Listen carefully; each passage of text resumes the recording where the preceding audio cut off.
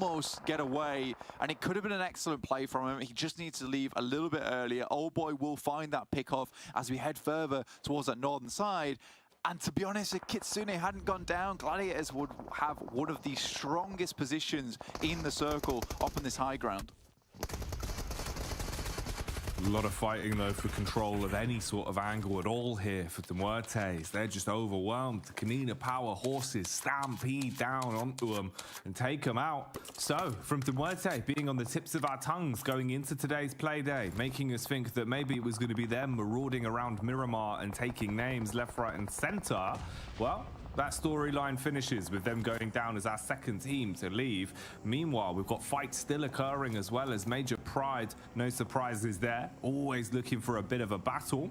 Unfortunately for the Mapples, it also seems like they've exposed themselves round towards the angles that are being watched by Titan. And this is Titan that have been playing a good defensive game this far, already bringing themselves up to 5 eliminations. And with Old Boy putting the final nail in the coffin, the balls are gone. Yeah, just hesitant to get into the circle there. And it was really rough. They rocked up around a lot of different teams. And to be honest with you, I'm not even sure how they could have played that one slightly better. It would have required like a zone 2 decision earlier on to make the full sweep towards that western side, assuming that you would have a lot of teams over towards the east. We got Maxman betting it up for Gladiators with 3 players. They have an excellent spot in the circle, hoping that teams that try and get close to them, they can hold down the fort. Again, I talked about earlier though, having 3 players in this position is not ideal. You really are right now focusing on a lot of their pressure down towards the eastern side. Me and Kalaris, we go for the Major Pride. That compound off Gladiators, they win the game off it. You go for Titans. Jackie, what's the reasoning? I can show you why and have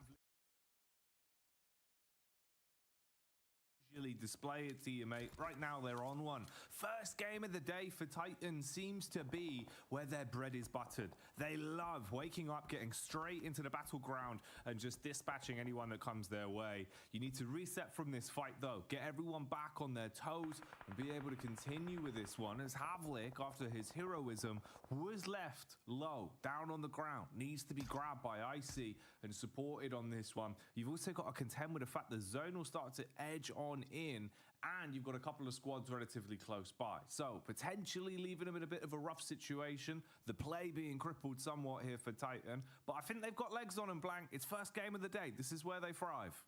Yeah, it's definitely a chance for the Titans squad still. I mean, they can head up towards this northern side, potentially take that loot crate, try and move around this position. They could even head further north and try and hold out these teams towards the fields. Vulgar Boys, they had information on them for quite some time, so I imagine they'll be looking over towards them. But you're right, they do need to get their player back up on his feet. So Havlik, return to the fold. Like you said, this guy has hit some amazing DBS shots there versus Unicorns of Love, securing their position down towards the south side. However, it's the Vulgar Boys coming through. Gladiators, though, taking some insane shots. 2 down already. Major Pride in disaster mode, going to pick up their players now. They've got to go for the res, reset from this one, as Gladiators have done a lot of damage. I could see with the mini-map as well, Old Boy, I think he's got a bit antsy. It seems like he's gone miles up ahead and started another fight as well, so that's going to potentially be something we'll have to tune in on. And this was the replay where Havlik went absolutely huge with the DBS, the squad wipe king effectively. Man, so good with the weapon up close and personal. I like this though. I'm glad we're kind of getting a bit of a setup between some really interesting squads here as well. VP, SBG with the Nameless trapped in the middle. This is a bit of a fun one. SBG, we've seen a lot of their stats starting to go on the upwards trend. They're looking better. Their stock's been rising. Here they swoop in and take the Nameless out of commission with them down in 10th. So this is the fight that Old Boy instigated. He pushed way far up and must have found Vulgar Boys. He's waited for the rotation for the rest of his team, and now they're just lobbing the nades. Yeah, it's really actually a decent play, I would say, coming through from Old Boy, because he pushes further towards this side, doesn't fully instigate the fight just yet, because he had good information towards their position for quite some time. He's just going to hold them in. They're downhill. He has the elevation. They're right now trying to make their way up towards the tree line. Powerhouse still underneath with the Kimi, but it's Foops, man, their big player, looking to get up close to this nade. Explode Titans out of the game, potentially. Some nice shots underneath the vehicle. We'll back him off.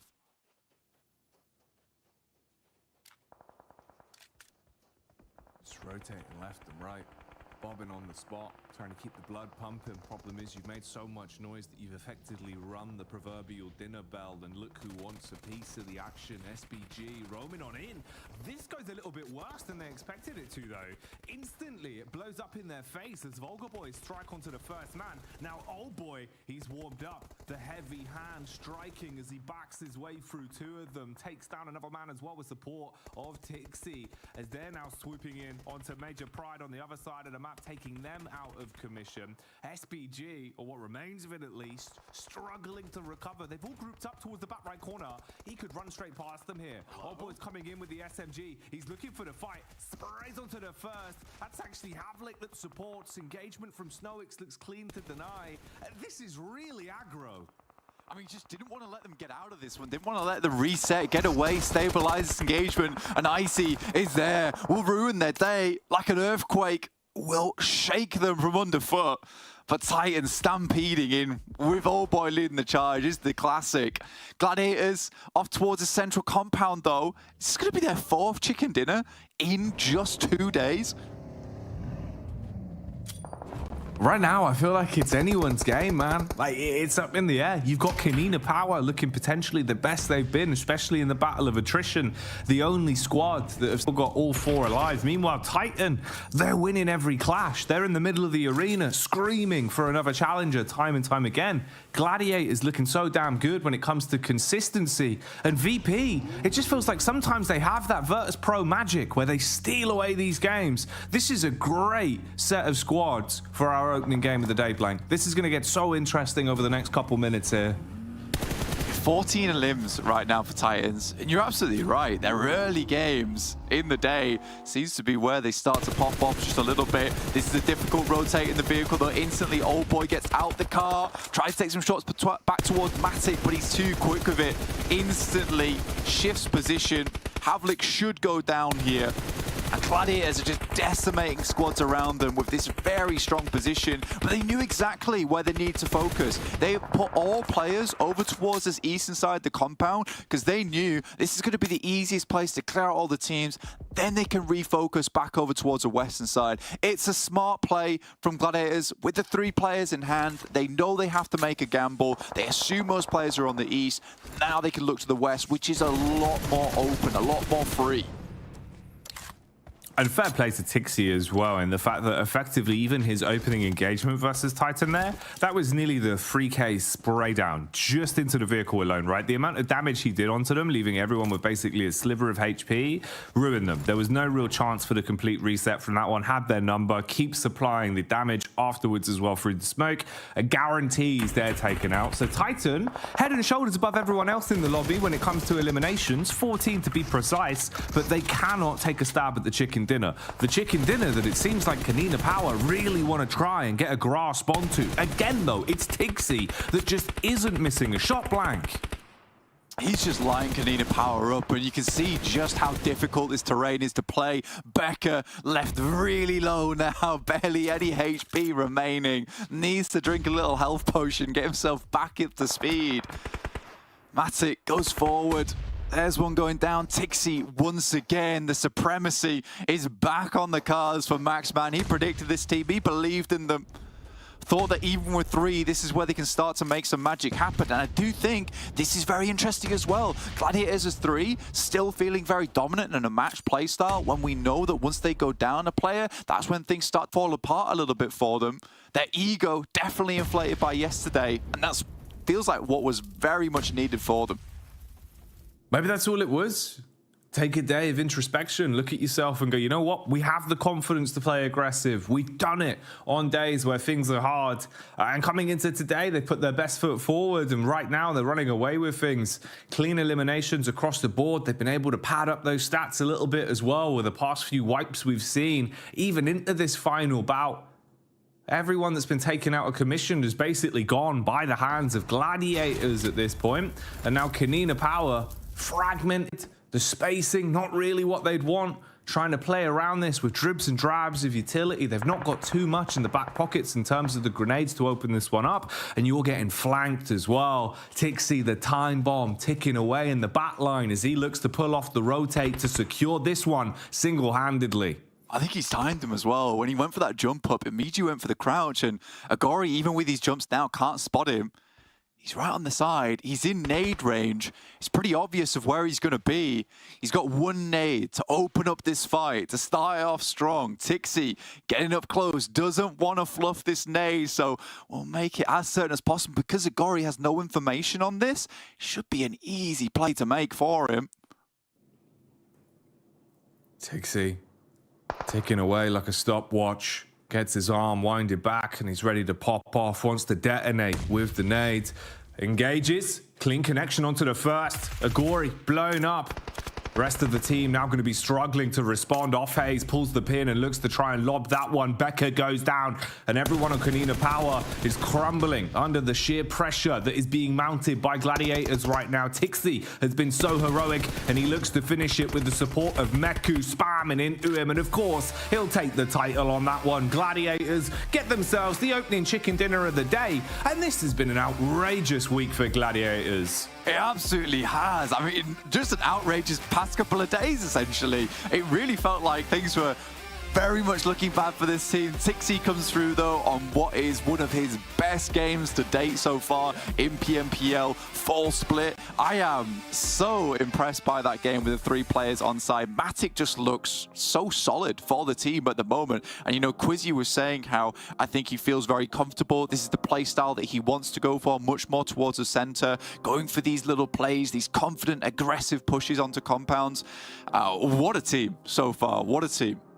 No, a fantastic squad. You know, Gladiators are looking so damn good. They are the Russell Crowe in the middle of the arena, and we are incredibly entertained by what they've been showing us. So let's get back to the roaring crowd on the analyst desk that will be enjoying these ones. Let's go back to Kalaris and Co on the desk.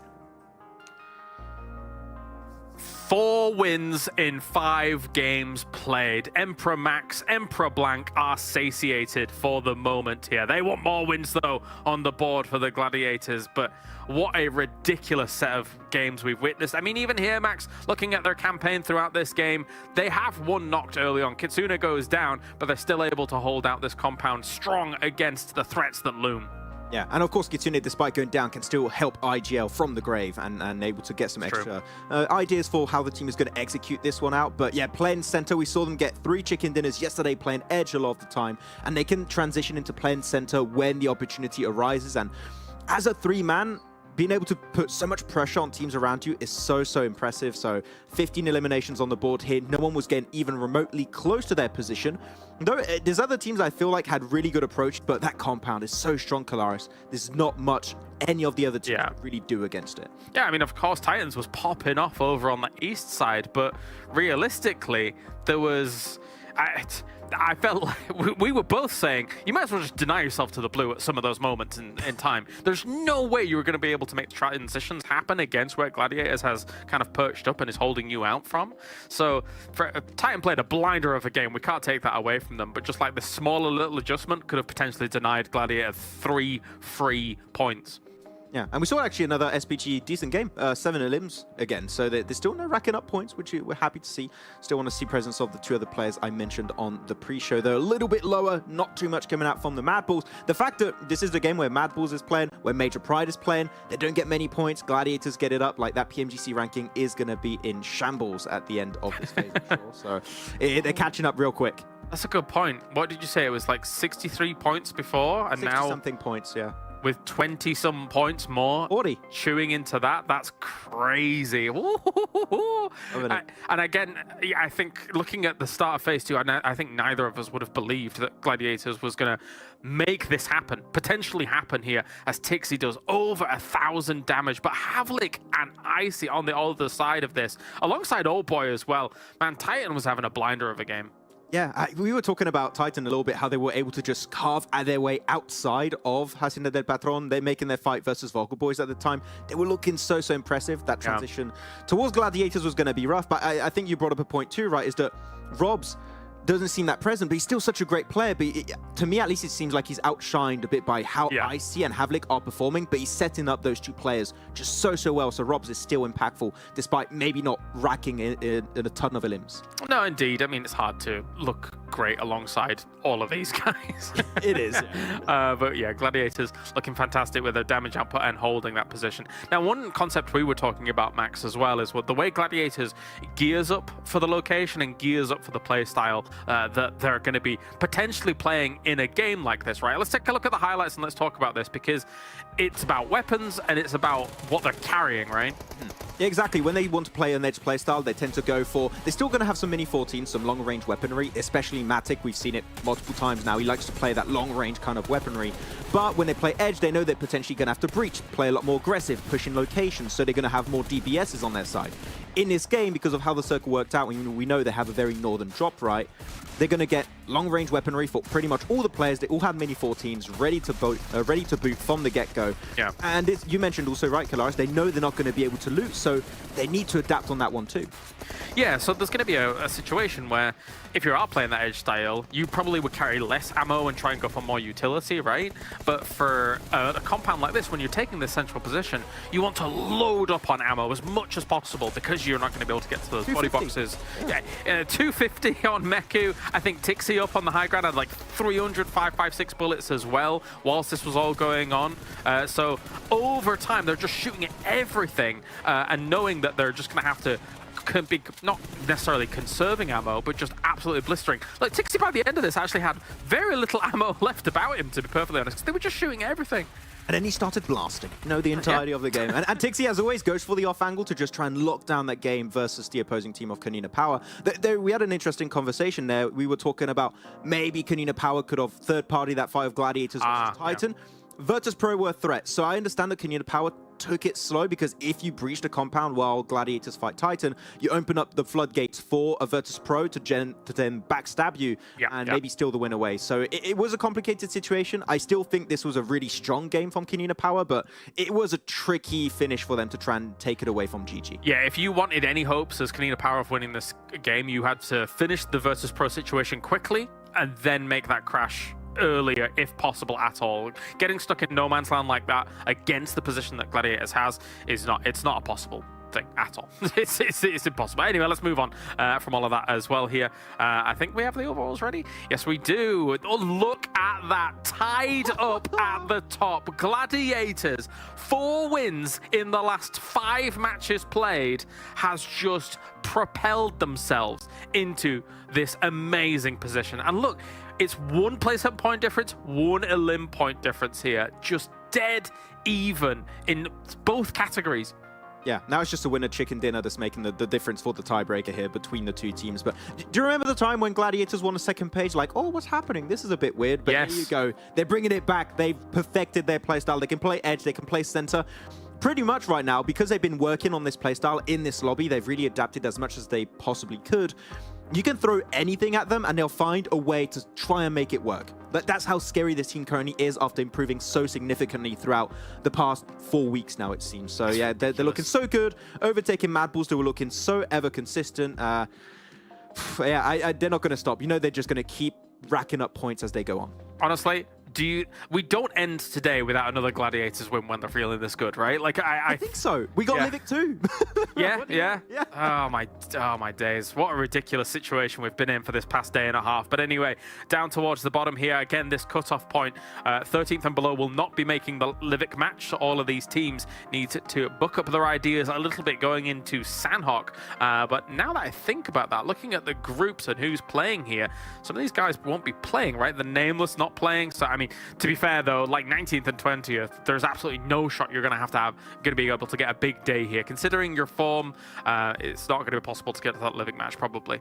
Yeah, unless you start copying exactly what Gladiators are doing. Chances are it is not going to work out. Though looking at the Sandhawk stats here, Titan doing them a lot better. I actually didn't expect that, but yeah, Titan's actually doing really well on this map. About just 1.3k damage average, just under 7 average limbs per game. So once again, the fragging power is there. It's reaching the late game, it's a little bit tougher. So I want to see some change on that, hopefully. I'm surprised to not see some names on there like VP, etc. and things like that. But anyway, we could talk forever about this. Let's head on over to the commentators here. We're going to be moving on to the jungle, and Blank and Jackie are going to guide you through it. We're going to be chopping back the overgrown leaves with our proverbial machetes, which will be our words, Blank, because we're going to be dropping bars on this one. Another exciting game as we move into our second battleground. get some iron bars. We're going to hammer out into a machete, a cutlass type shape of a weapon to cut back on the jungle, to reveal the end game for the masses at home who are watching, fervently waiting for Gladiators to come out with another big win. Scared though, Sandknock, it's not their best map, man. I don't like how Gladiators play this map, but that could all change, you know, like Max was saying, they're just scaling for the late game. It's really silly. You know what I can smell going into our first Sandhawk? Go on, tell me what those nostrils are sniffing. It smells like everyone's got lucky that Titan aren't here, mate, because we won't have to have the classic Kazakh Titan back and forth that ruins everything in the early game. And hang on, is there an undertone of potentially an upset? Ooh, maybe a chicken dinner we don't see going the way of Gladiators? Oh, mate, it smells like this is going to be a different sort of game, Blank. This one smells like it could be an interesting one. What is this from Meku? What's going on here? Oh, I thought he was going to stop off in Ruins, which would have been a bit of an insane play. It's a hell of a split, yeah. Yeah, I was like, Meku, come on, man. Not worth it, not worth it. Gonna go for something very natural, though, for the Gladiators. Meku underneath towards that south side of Camp Alpha. Just waiting for that circle, though. We'll define a lot coming through. You know what I'd like to see a northwest circle and Gladiators take a Sandhawk for free and then just run away with those PMGC points towards the end. Quizzy was like, yeah, they've figured it out. They know what's going on now. Which seems like a really unfair way for a lot of these teams to finish off. You know, Major Prime, Mad Bulls, just stonks after stonks in these games. Really consistent, putting up some nice averages. Last 2 days, Gladiators just like to win now, actually. They've looked at their name. They were all sat there. They're watching back the VODs, and they've gone, guys, do you realise how our name says GG in it? And everyone went, whoa, hang on. Should we be winning? Oh, I think we should be winning. And then they never lost a game again. I mean, mate, honestly, the weird bit is, like, kind of is just how it feels like, right? Like, they just woke up on the right side of the pillow, suddenly something had clicked, and they're just running away game after game after game. And at this point, it kind of does feel unfair to doubt them, you know? Let's see how far it goes. We're living for it. Ooh, might not be living for too long, though, if you are either a unicorn or a tuna. Your days are probably numbered, because right now there's a clash of the animal kingdom, mythological or regular, with Tuna losing out one man already, and Rolkis finding placement on nades as he wants to instigate the fight again. Legendary Tuna skewered by the mythical unicorn. So one player goes down, Purple with a nade, throws it out. Pretty whimsical, that nade as well. Don't even really know what he was trying to hold off. Rolkis is in, finds another 4v2 now, Jackie. Rolkis, bring in the Raucus. Ooh, gotta protect you next, though, as they've been cut down by Zero, from zero to hero in a matter of seconds. As he ruins the unicorns there, the mighty Hoof was not strong enough to bypass the brick wall of Tuna, who now reposition with a drop down onto Rolkis. Oh, Blank. The unicorns of love. They're gonna be the unicorns of sadness now. What has happened there? I mean, you know, they've fashioned some kind of reed-breathing machinery, come onto land just 20 to 30 minutes at a time, but they've decimated the pack of the unicorns. They've got a taste for that horse.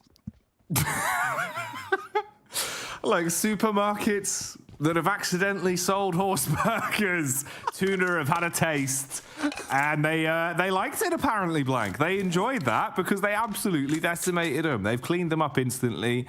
That's a wild fight to lose. A fair play to Zero, though, in all honesty, right? That was a really nice hold. Yeah, Don's La Poubelle for unicorns. Unfortunate. I mean, Zero has always been quite a confident player over on Tuna, but it's just nice to see those clutch moments. Feels bad for Unicorns of Love, though. Again, just grouping up in that moment. I think when you come face-to-face with a Beryl as well in close quarters, not so difficult to manage the kick on that bad boy.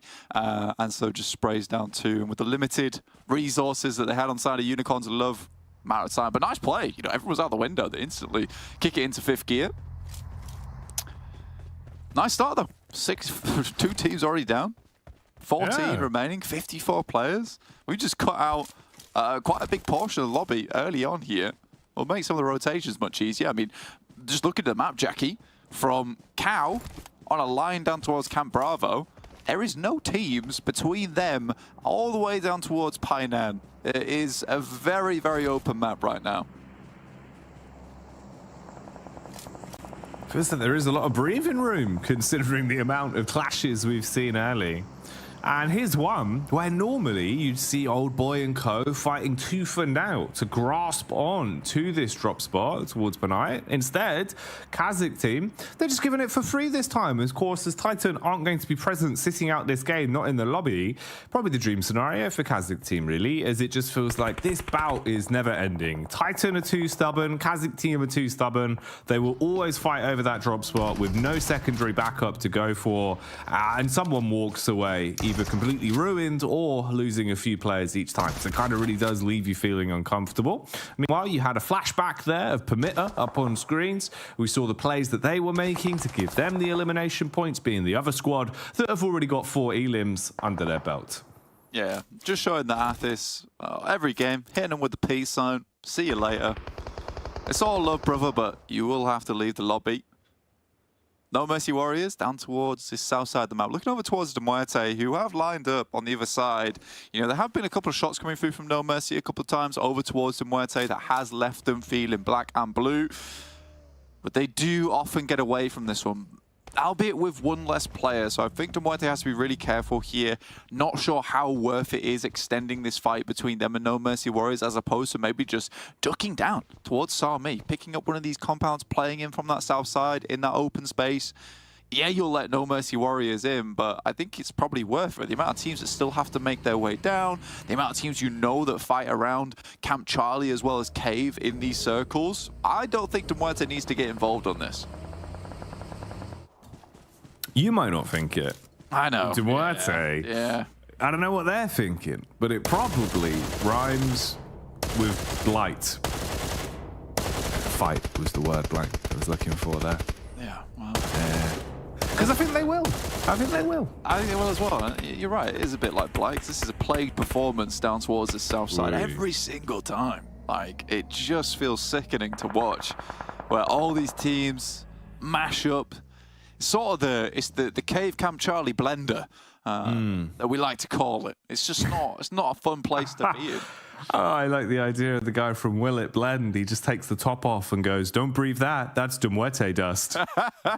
It's not good. It's not good for you. I disagree with it, and I think that the fact that Duarte's actually got a player across the water right now, it is in the shallows, so he can get back. Just feels like they're sort of locked in for this one, throwing away the key, ready to take it all the way to the next level. Gladiators, in the meantime, had a very easy, nifty rotation down towards Trifecta compound. Yeah, they're not in the center, but again, this week was all about playing edge. Last week was all about center. So we have cracked the code here. Potentially, this is where we finally see maybe a good Gladiators Sandhawk game. It's been a while. It'd be nice to see. It bodes well, because then it's not just familiar territory where we're saying, okay, yeah, we've seen what you've got on your Miramars, we've seen what you've got on your Aaron Girls. It's the fact that if you can do it on a Sandhawk as well, you're giving us so much more in terms of the map pool, right? Every battleground is something you're really comfortable on, and we know that you can contend for chicken dinners. Could just be the extra step on top of what has already been a huge climb up the ladder for them. And keep in mind as well, of course, when we were showing the overall stats before, the difference in that head-to-head is just one more chicken dinner, and they've already had so many of them. Who's to say you can't squeeze out one more already here today and just project yourself further up, really, bypass any sort of point where you'd have to leave it up to fate, leave it up to a tiebreaker. Just take that commandingly by your own actions. SPG, though, their action is to wait, bide their time, and then peek up to strike on Vulgar Boy's rotation and try and fragment it. And that man's relatively far away from the rest of the squad. Being able to get him back up is probably going to be a bit of an impossible task. So Vulgar Boys receiving the rough end of the draw on this one. SPG, it's just lovely to be able to talk about them a little bit more. I mean, the boys over the desk, me and you, we've both been very pleased with their gameplay over the past couple of days. It feels much more like the norm. Narvalo back in the mix, looks really good. Snowix You are one lucky dude. The fact that he's able to get back towards the tree there, he should just have about enough time to get that first aid kit up before the play zone gets him. That is unbelievable. He is so lucky, Jackie. He's cheated death on that one. I don't really think there's any other way to describe that, right? That's insane. You opened it up with the instant knock onto Volga Boys. You think that you've secured that one. It's in the bag. Snowix then has to basically dance around the bullets that are being peppered at his feet. A singular HP, tucks in behind the tree line. The zone doesn't tickle him in time. So the rest of the team also continues the fight, backstabbing onto Volga Boys, exchanging blow for blow. And now this is just getting a bit awkward. It's kind of messy in the amount of damage that's been done. Tresley's still up and kicking. Meanwhile, we flick over to De Muerte Cam as they're controlling the bridge and battling down from the elevated angles. It's a good peek from Furia. He loves to take these sort of fights and he's so damn crisp at it. Again, cheating death, but the zone this time won't be so favorable. Does take him out. Teammate close by though. De Muerte looking to recover after wiping them out. Mate, by thy Nomi's name, they've done it. I can't believe they've actually come out down towards Camp Charlie. This is a real change of pace in this game. I'm sort of surprised. It's the first time in a long time we've seen De Muerte extricate themselves from the situation in the Camp Charlie cave blender. I'll come out on top. This is looking very smooth. It's looking very silky. It looks good. I would breathe that in. Please don't breathe that, sir. No, give me the pot. Give me the pot. Give me the blender right now. I need to have a smell. That is some good stuff. I'm actually very pleased. I think De Muerte definitely took their time a little bit with that one. No Mercy Warriors usually would find themselves a little pick-off, and it felt more and more like we were seeing the boys from De Muerte just being a bit more cautious with their pushes there, a bit more cautious with their splits, and maintaining control over those angles from No Mercy Warriors whilst focusing on trying to hold out this bridge. Navalo goes down. Snowix comes through the DBS, and SPG, they've played a pretty decent game over towards this northeast side. They are far outside the circle though. Stage 3, it will hurt quite a bit at this point. Feels a bit more like needles. So they're gonna have to get away from it. Get towards that circle itself. That means passing past Painan as well as Camp Charlie, potentially going for the center bridge crossing. But Major Pride, they make a long rotation down towards this southern edge. Gladiators, they head over towards the western side of Ruins. They're going to try and move in, but that's Shockwave ahead of them right now. Let's see how they deal with that. We get a bit of Nexus Cam as well. Ooh, it seemed like it was Nexus that were landing the punches quite cleanly up against No Mercy Warriors, but trade back, blow for blow. One of the players now knocked on either side. That'll be Octavian for Nexus that needs to be recovered, and then it's way back for the rest of No Mercy Warriors to try and peek into this one. Problem is they're quite fragmented actually, with not too much map geometry to provide cover for them. Just slivers of cover, and they're just being swung on peak after peak. Nexus keep forcing the issue until they decimate them down to absolutely no one and wipe them out of the equation. So, clean stuff from Nexus. We get to see the rotation from De Muerte as well that are back on the move. And straight down towards the south side. Picked themselves up a compound too. Yes! I'm so happy to see this. Yes! Yes! Get in! We're in the building! They have arrived! Prepare the welcome packages because De Muerte's playing the game. It's fantastic to see. I think that, yeah, realistically, Sandhawk has been such a difficult map for them. Fair few times, Jackie, and it's just lovely to see them actually hitting these rotations now. I would like to see Milky Way remove himself from this outpost. This feels very dangerous, Jackie. I don't like it. Yeah, a bit worrying, a little bit scary. I don't know. He's dead. I don't know if that's going to help. I mean, yeah, he's gone. It's an overzealous push. I know what he's trying to do. He's trying to hold out, see who's going to come in behind, but I think you just hold that compound, play from there. Pmpl, though, get the dream compound. Gladiators, though, actually, you know what? Predicting Gladiators, doing it right now. He loves it. I mean, they've been playing a blinderer.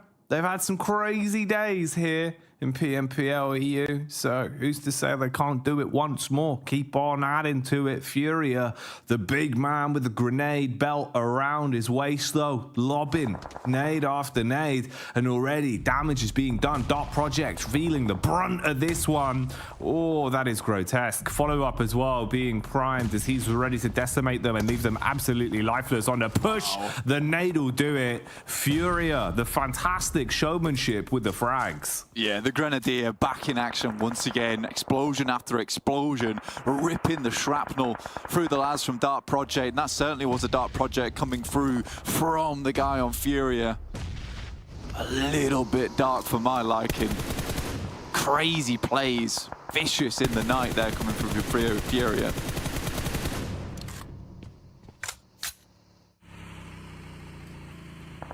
Okay, Alpha team. I haven't said their names too much today. Been a bit quiet. But they've found the odd elim so far in this game. 2 with a little bit more being added to it as well, as they're able to battle down onto SBG and so far do so quite cleanly with no one responding. The play zone helping them out as well to take down the last man. So SBG actually finally taken out of the game as well. Dino, he's instigating the fight here. Wants to try and swoop his way in onto Alpha. He's got backup. The squad relatively close by as well. Fragmented on his own as he pushes out towards the left, looking to entry on this one. Instead, he's dealt with, and the teammates now feeling the pressure. They weren't close enough to really trade this. It's difficult. Naomi, though, up front. This is the lead singer of the band from Major Pride, looking to get something done here. Oh, 2 predictions to Gladiators. Yes, Max, man, he's backing me up there. I like that. Nomi's going in, though. Massive plays coming through already. Nice net over the top, and he continues to push down. Wants to get rid of some of these lads that are knocked. Remove that information gathering from the side. He's only got effect with him, but these are the 2 biggest fraggers on side. First, he goes in from a stun grenade. Does good work. Reflect right next to him. Hasn't spotted him. There's a Rushel in the brush, and in they go for the tussle straight afterwards. An Alpha team just about keep themselves alive here. Major Pride being bested as the Kings of the Jungle couldn't win out versus big old Alpha that are able to now reset from this and keep on moving. Talking of which, similar sort of story here for Gladiators, as they've been roaming. They've been taking names bit by bit. They've got the confidence to split up as well, play a bit more of the buddy system, have those 2 duos that are looking to isolate fights and have more lines of sight across the battlefields. You can see left, you can see towards the right-hand flank. You've got a good read on where the pushes are coming from and can just have these bits of early warning for the fight. For Kazik, they're basically trapped as well. I mean, Trofka's back towards this rock-hand side and they seem to have his numbers. So this is really set up nicely again for Gladiators, actually. Eyes on them in this position. Yeah, I mean, big up to the production team as well, because a great catch from them. As you just saw on the overall rankings, Gladiators have just taken first place by 1 point off of Major Pride with that elimination that came through. So cool to see. And they're going to play from this northern edge. They've got so much space to work around with. Shockwave took that compound over towards the western side. I thought Gladiators were sent towards it, but actually the better idea to play from this high ground over towards the north side. Smart stuff from them, looking to finish off the final players from Kazakh team. Furia will be taken out. That's by Alpha. Currently still going. They have 3 players, 7 eliminations. This is a real resurgence from Alpha. This is wild how they're actually starting to get themselves into the game, looking like maybe they do have an awful lot to show us here. Tixi, he's been so good. I feel like that's a statement that you could apply to every player on the roster of Gladiators, but Tixi, in terms of some of the shots he's been hitting, he's looked so crisp today. Hasn't missed an impact connection with the gun once. It feels like any time he needs to hit a really pivotal shot, he will do so. And Kitsune's still alive at this point as well, helping out the rest of the boys on Gladiators, taking shots downrange and driving his shot straight onto the man that's rotating. Meanwhile, though, Mad Bull's potentially getting flanked as Tenchik, he's had his belly down to the ground and been looking to close the distance. I mean, Mad Bulls currently have a really strong position right playing off this compound. A lot of open space around them, the watchtower as well to work with. Gladiators can move down over towards this ridge side, which will still be in the circle, and they're sort of hoping that it will just take Mad Bulls out of this compound eventually. Once we get to Zone 9, they've got to live it out till then. Matic's going to be holding out versus Shockwave because Shockwave's push down this road, so difficult. The really big option that they have is to move over towards the northeast, towards where Gladiators are currently playing. So really good understanding from the Gladiators. I like this play from Matic as well. Krofka tries to get it in with the Tokyo Drift. It's just not happening. Marbles holding inside the building, waiting to see if they're going to be aggressive on. Meanwhile, everything is falling from the sky. Things are getting aggressive on this one. Shockwave up to their old chicks with the vehicles. They're going to be driving around and looking to bait out the pigs. Draw the crosshairs. Oh, this is aggro. They dive out the vehicle, try and swoop onto Gladiators and might ruin their hopes and dreams right here, right now. Gladiators have been hit with a shockwave and it's blown them off their feet. Matic struggling to recover. Cannot be done. They're overwhelmed and Shockwave have ruined them. Ah, Kitsune. That is a real bad case of no shotgun proficiency. And he missed every single shot on the DVS. That should have been fairly simple. But great play from Shockwave. Great recovery. Now they set themselves in a position where they could technically win this game off the back of that. They'll get a full resupply on the kit from the Gladiators themselves. Alpha as well as Mad Bulls will continue to contend against one another. Instantly, they drop the smokes. A good play from Shockwave, which keeps them in the circle. There's still hard cover ahead of them in towards this next zone. And it looks like it's getting further and further away from the Mad Bulls. Eventually, they'll have to leave this compound. It's a waiting game. It's a real waiting game. Playing the time. Decision-making needs to be perfect as well. Small intricacies could mean the difference of you being one step closer towards the chicken dinner and everything being pulled out from underneath you with how tight this game has been right now. Oh, Tulika. Clean connection. Good timing on the peak. Backed up by Zerich as well to unload onto Tenchik. And here's the play from Tuna. Too little too late on the flank up though. Fired his time for far too long. And Mad Bulls will spot you. So no chance for that one being a bit of a cheeky maneuver. English up close and personal actually instantly gets the knock. Oh, the follow-up tag. No. This is huge. Oh my God, English from Kazakh. You can't do that to them. They've just beaten the team that was on fire, that was on a streak, and English brings it all to a close there. Snap shut the story on the Shockwave surprise win. Oh, mate. Goes from bad to worst as well for Shockwave. Finally down. Yeah. English in the end going out in anguish as he'll be upset with that one, but still probably proud of himself with the maneuver he had to completely cut his way through. And problem is for Alpha, your days are numbered. The hard task on this one was cleaned up by the other squad, so Mad Bulls are able to just roam on in and take the chicken dinner for free at that point as they finish off Alpha. Great game from them though. Mad Bulls in the end getting that one. I mean, it certainly feels like at some point Mad Bulls need to get that win on under the belt, right? And I think that they consistently get one each day. This is what I was talking about at the start as well, is that, look, Gladiators have just started blasting, right? But you can't take away from the fact that Major Pride, as well as Mad Bulls in particular, have just had these consistent days where it's a chicken dinner every single match, well, every single day, which is lovely. And I think that game, yeah, it kind of sets themselves up for success playing in Ruins. It's a quick and easy rotation over towards that eastern side. But still, fantastic play style. It's versus teams that are taking shots down towards you on the south, as well as playing around Alpha, who are in a really awkward spot, Jackie. Great game. No, fantastic stuff. You know, they rolled with the punches best they could, and in the end, they're going to be happy with that one. Let's get back to the desk then and break down our second game of the day. Nobody else is allowed chicken dinners, all right? If you're not Gladiators, if you're not Major Pride, if you're not Mad Bulls, nobody's getting a max, and Mad Bulls get another one on the board. What a game for Mad Bulls. I mean, of course, they drop around it, so they're going to get easy priority access to those positions. But if you're not part of the big three, chicken dinner denied. You're not going to get it whatsoever. Really good game, though, coming out from Shockwave. I've been talking about them quite a bit. I want to see them avoid these early game fights, and they really did that the entirety of this match, wide wrapping around the western side. And look at that, one of their best games in a while, it seems, Kalaris, with 10 points on board and clearing out Gladiator's compound. I want to see more of this Shockwave. Reaching the late game as 4, that is the way to go. Yeah, they pushed really strong. I liked their approach towards it as well. There was kind of moments where I do think maybe Shockwave should have taken more damage on that fight. Like, for example, I don't think Gladiators really hit the shots that they should have done. But beyond that, we'll give them a pass considering they just won 4 out of the last 5 games. But Alpha Team as well, absolutely wrecking face down towards the bottom of this circle, only eventually kind of stumped by the Mad Bulls, eventually having the better compound against them overall. And 9th through 16th, as we take a little look further on down, an uncharacteristic, only 1 pointer from Major Pride coming in down here, but it's okay. Yeah.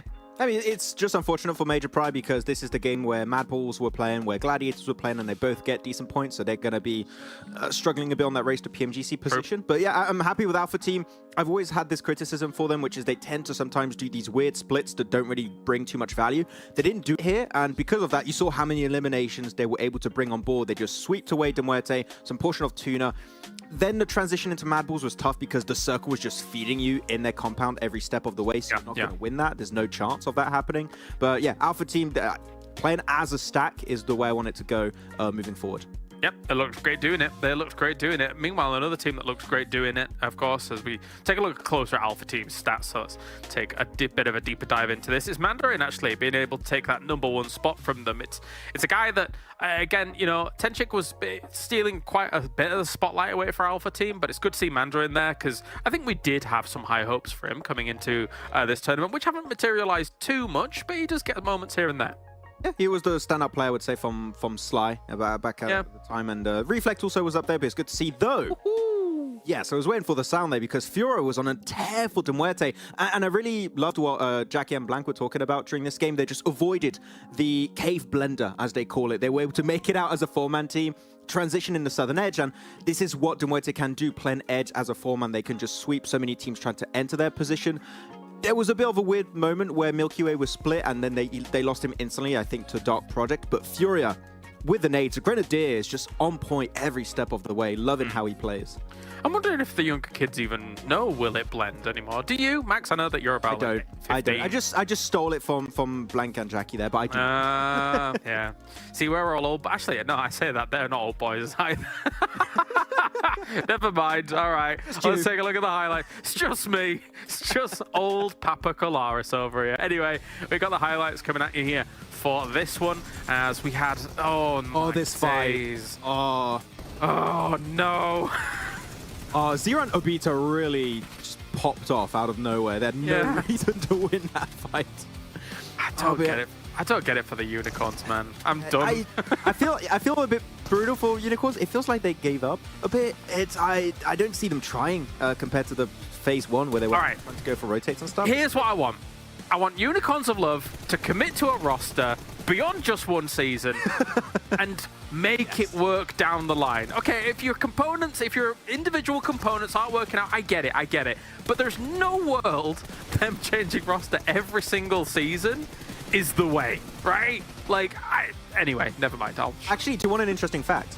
Go on. Rawkiss is currently the world record in PUBG Mobile for the most rosters he was part of. Oh, really? How many times was he on I'm joking. I made that up. But you believed it. You didn't believe it. Of course I believed it.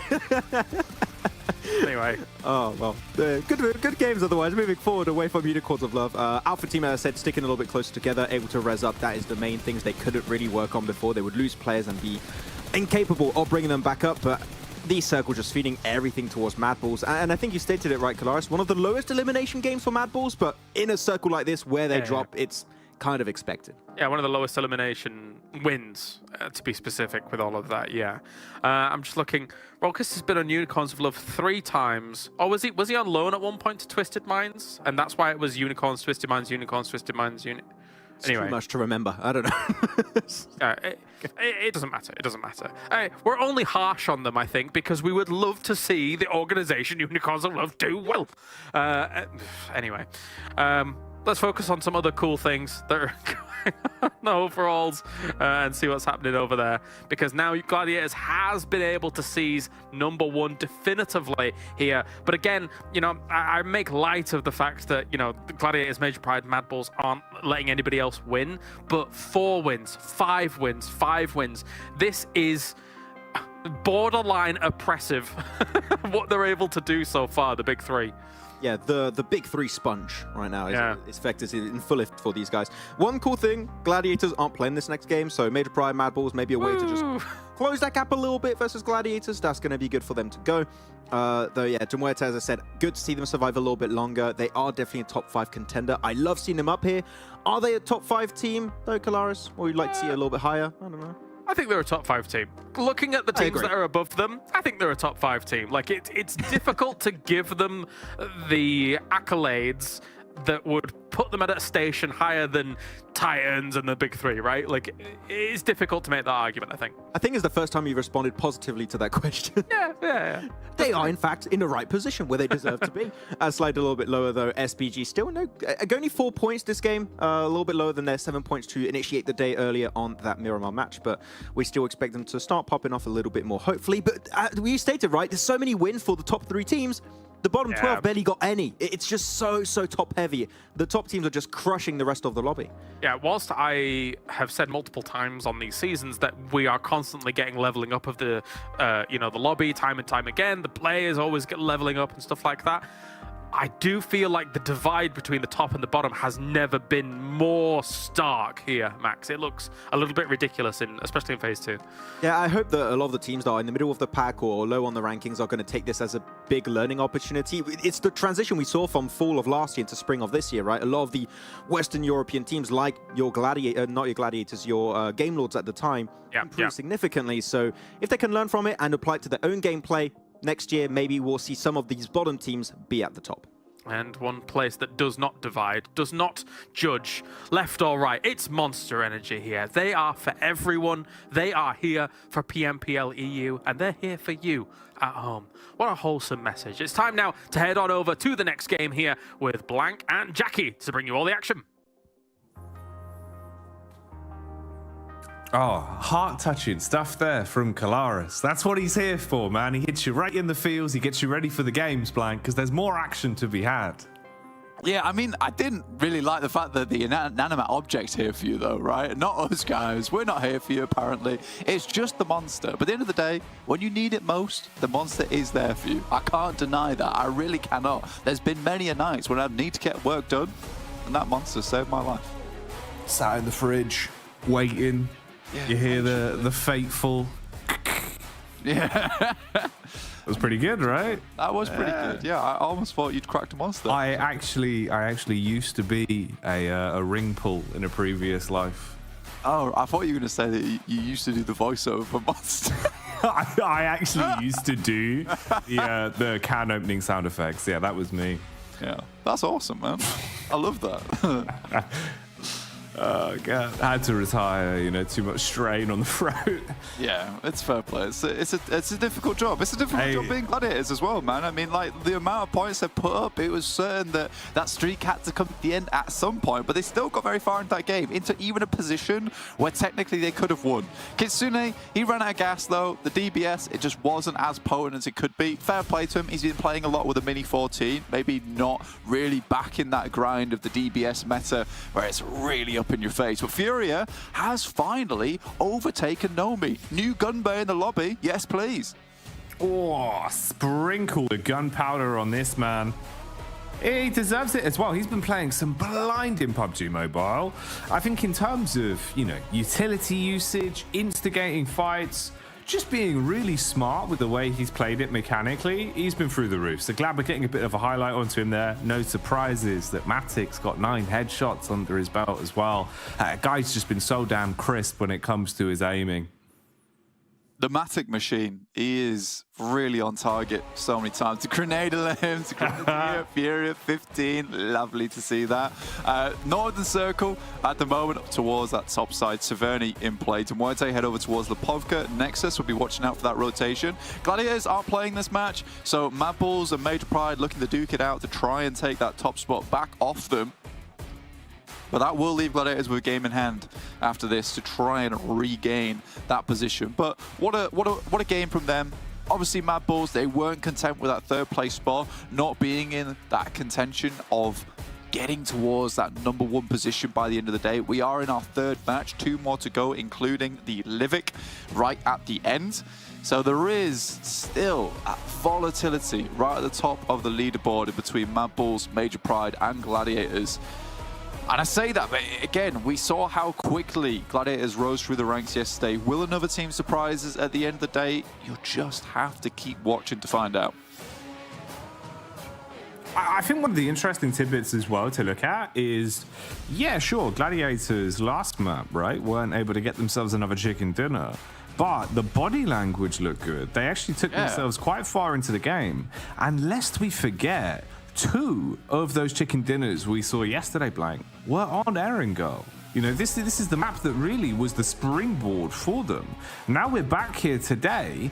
Gladiators, I see no reason why they're not going to be able to think back onto some of the highlights, you know, kind of play that back in their mind and go, okay, comfortable map again. Let's just see if we can do it again. So a lot riding on this one. I think for Gladiators, they're just having a day of it. Wouldn't be surprised if again here we're just shouting about Gladiators the longer this one goes on. I wish we could, bro. Unfortunately, they're having their game off. They are. Oh, look, they've died already. Nightmare. They're out. 17 teams, they're out already. It's fine. Don't worry about it. We're all good. This is sort of the Mad Bulls Major Pride parade right now. I think that is the thing that we need to take a look at in particular. They are scarily close to one another, with Effect playing up towards Sunken. Close to the Mad Bulls. And I think that Major Pride certainly understand that Mad Bulls are that team, right? That could take that away from them. So making sure to try and keep them in check is very important. I think you come off that back of that last game where they take the win on Sandhawk, it still feels like the Mad Bulls are extremely hungry. Because we have talked a lot about Major Pride, we talked a lot about Gladiators taking that PMGC slot, but we cannot forget about the Mad Bulls, who have impressed us so much and all the time. Even in games where it feels like really they should just be completely overwhelmed as well. They've just been having some great days of it. So yeah, Mad Bulls, watch, have under the microscope, absolutely. I think Major Pride as well, cooling off just a little bit compared to what we had earlier on in the week. If we go back towards like day 3, they were just popping off. They had a great week in terms of the games they were able to find, going through strength to strength, started to feel like they were kind of going on the Gladiator arc that we're now seeing today. At the minute, though, past couple games, not been as crisp from them, not been as quick to the draw potentially in some of the decision-making. Similar kind of thing that we can attribute onto Dagestan as well, because Dagestan, they were really coming into this week, starting to feel like they had good gravitas into a lot of the plays they were making. Unfortunate in some of the upsetting dives that they've had to deal with going into today's games. They've kind of been crashed a few times where they would probably hope they would have a bit more longevity to a few of these games. We've got Shockwave on screen for now, though. Shockwave, actually, have looked pretty good. You know, the previous fight we saw into the last game where they basically just wiped out Gladiators all off the back of the shotties up close, it showed us some weaknesses that were interesting. Yeah, I do think that for Shockwave in that last game, it is sort of curious to watch that one out, especially with how set up Gladiators were for that push. They knew it was coming. They knew they were sending their way at some point, and still they were able to take that fight. And I think that just comes off the back of Shockwave being quite the strong little team when it comes to those engagements, those team fights. They're very used to it by now. They take a lot of these hot drops, so they're no strangers. It's getting right in your face with the shotguns, getting things done in a scrappy environment where the pressure is on. So I think that's where Shockwave does thrive a little bit. Some of their rotations just are a little bit careless at the end of the day, because it really did feel like they had they were thinking one step ahead in that last game, which was we need to get towards that top side. Then things really died down a little bit. No smokes. They could have head down towards some a little bit more presence in that circle with some of the hard cover in front of them, as opposed to heading over towards ground that wasn't exactly cleared already. They had to be concerned about those solos, but no. I don't really think about it. So for Shockwave, it does require just a little bit more forward planning from them. Titans right now, average eliminations at 7.43, which is a gargantuan stat for a team here on our angle. It's actually quite impressive to look at that. And again, slowly back in. Right now, who is he replacing? Is it Old Boy? That's a curious one. Might be Rob's, actually. The swap has been there. Okay. I mean, that could be intriguing, especially for Titan to go off of the back of, what was it, 14 eliminations, something like that we had earlier today already as well, where they were looking pretty damn crisp in terms of the moves they were making. Could be something to write home about. Yeah, we can actually see on the overview here in terms of the squad, see who's been subbed out. Does look like it's Robs. Does seem like Robs has been traded on the 1-for-1. I'm still not sure. I think Robs is in the vehicle of Icing. It's Havlik that's been brought out, which makes no sense after that incredible move that he made. Yeah, he is. Yeah, he is Havlik. Wow, okay. Why have we put my boy in jail? That doesn't make any sense. That is odd. It doesn't feel like it fits as well, especially like you were saying with the narrative of, you know, the day so far. Havlik was pretty crisp, bro. Like he was hitting some nice shots today. Had that massive maneuver, obviously where he basically single-handedly just survived his way through the horde of Unicorns of Love. Okay, that's a weird one. I wonder what the thought process is behind that for Titan. Yeah, it's confusing. Maybe it's just a case of Titans just have to put their players in bench jail now and again. Get a little bit too hot to handle. Calm down. Slow it from here. Slowly he's coming back in for a little bit. Yeah. Take a second. Yeah, take a second. We'll get you back in for the next game if you've been good, all right?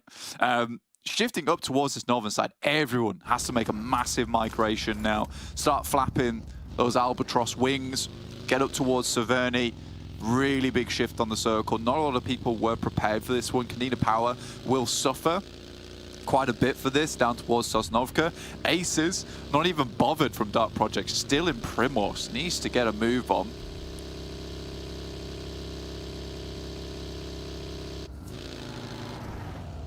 So, Mad Bull's on the move as well, up towards Alpha. We also saw Titan basically trying to swoop onto the isolated duo of Major Pride. Did a lot of damage onto Dino, but he was able to jump into the backseat of his teammate's car, get the stims in and get away. So they keep themselves safe for now. So over towards Severny then, it's Alpha that bypass Mad Bulls. They take compound control and set up here with their crosshairs honed in up towards the horizon where Demuerte are coming from. And Zerich, man, if it was anyone else, you'd feel like, yeah, it might be a bit of an ambiguous shot to start taking if they peek. But for Zerich, these are his primetime angles. He loves those fights. If anyone peeks in blank, he'll be in for a treat. Yeah, he's got a very stable hand, this guy. The shots that he comes out with, like, do you know what I'd be very curious? I'd love to see Zerich's settings, see what he's using, what the gyro is, if he even uses it. But we'll see, because he is just incredibly accurate at this point in time. Yeah, he never misses a beat. I actually really like this spot that Mad Bulls have taken. Fleek, alongside with Frozen God, they're trying to take a very aggressive split here, maintain control over a fair few positions. Over towards the cargo crates and that compound that they currently have Tulika and Zerich in. That is an incredible spot in terms of an endgame finish. And I think right now you've got Fleek and Frozen God trying to acquire a little bit of information, acquire another compound to move over towards if we get a western shift on the circle. But if we do head over towards where Tulika and Zerich is playing, it's almost a certain win once you get towards Zone 5. Because the area around it is so flat, so open, there's no hard cover. You just get shot out by these players that can just play off the back of the crates, play off the back of the walls. It is a disgusting location to assault. You are slightly in danger at this point of the game in Stage 2, coming into Stage 3, of being crashed upon though. And that's the one thing that I do worry about. Yeah, you're running a lot of risks here potentially in terms of just being overwhelmed. If, like you're saying, a crash of rhinos appears and smashes into your compound, looks to try and take those fights with a numbers advantage. Big moves for most of the squads now, though, with either Nexus starting to close the gap between being inside of the blue and making it up towards the new zone. Dark Project on screens here as they seem to be close by to Unicorns of Love.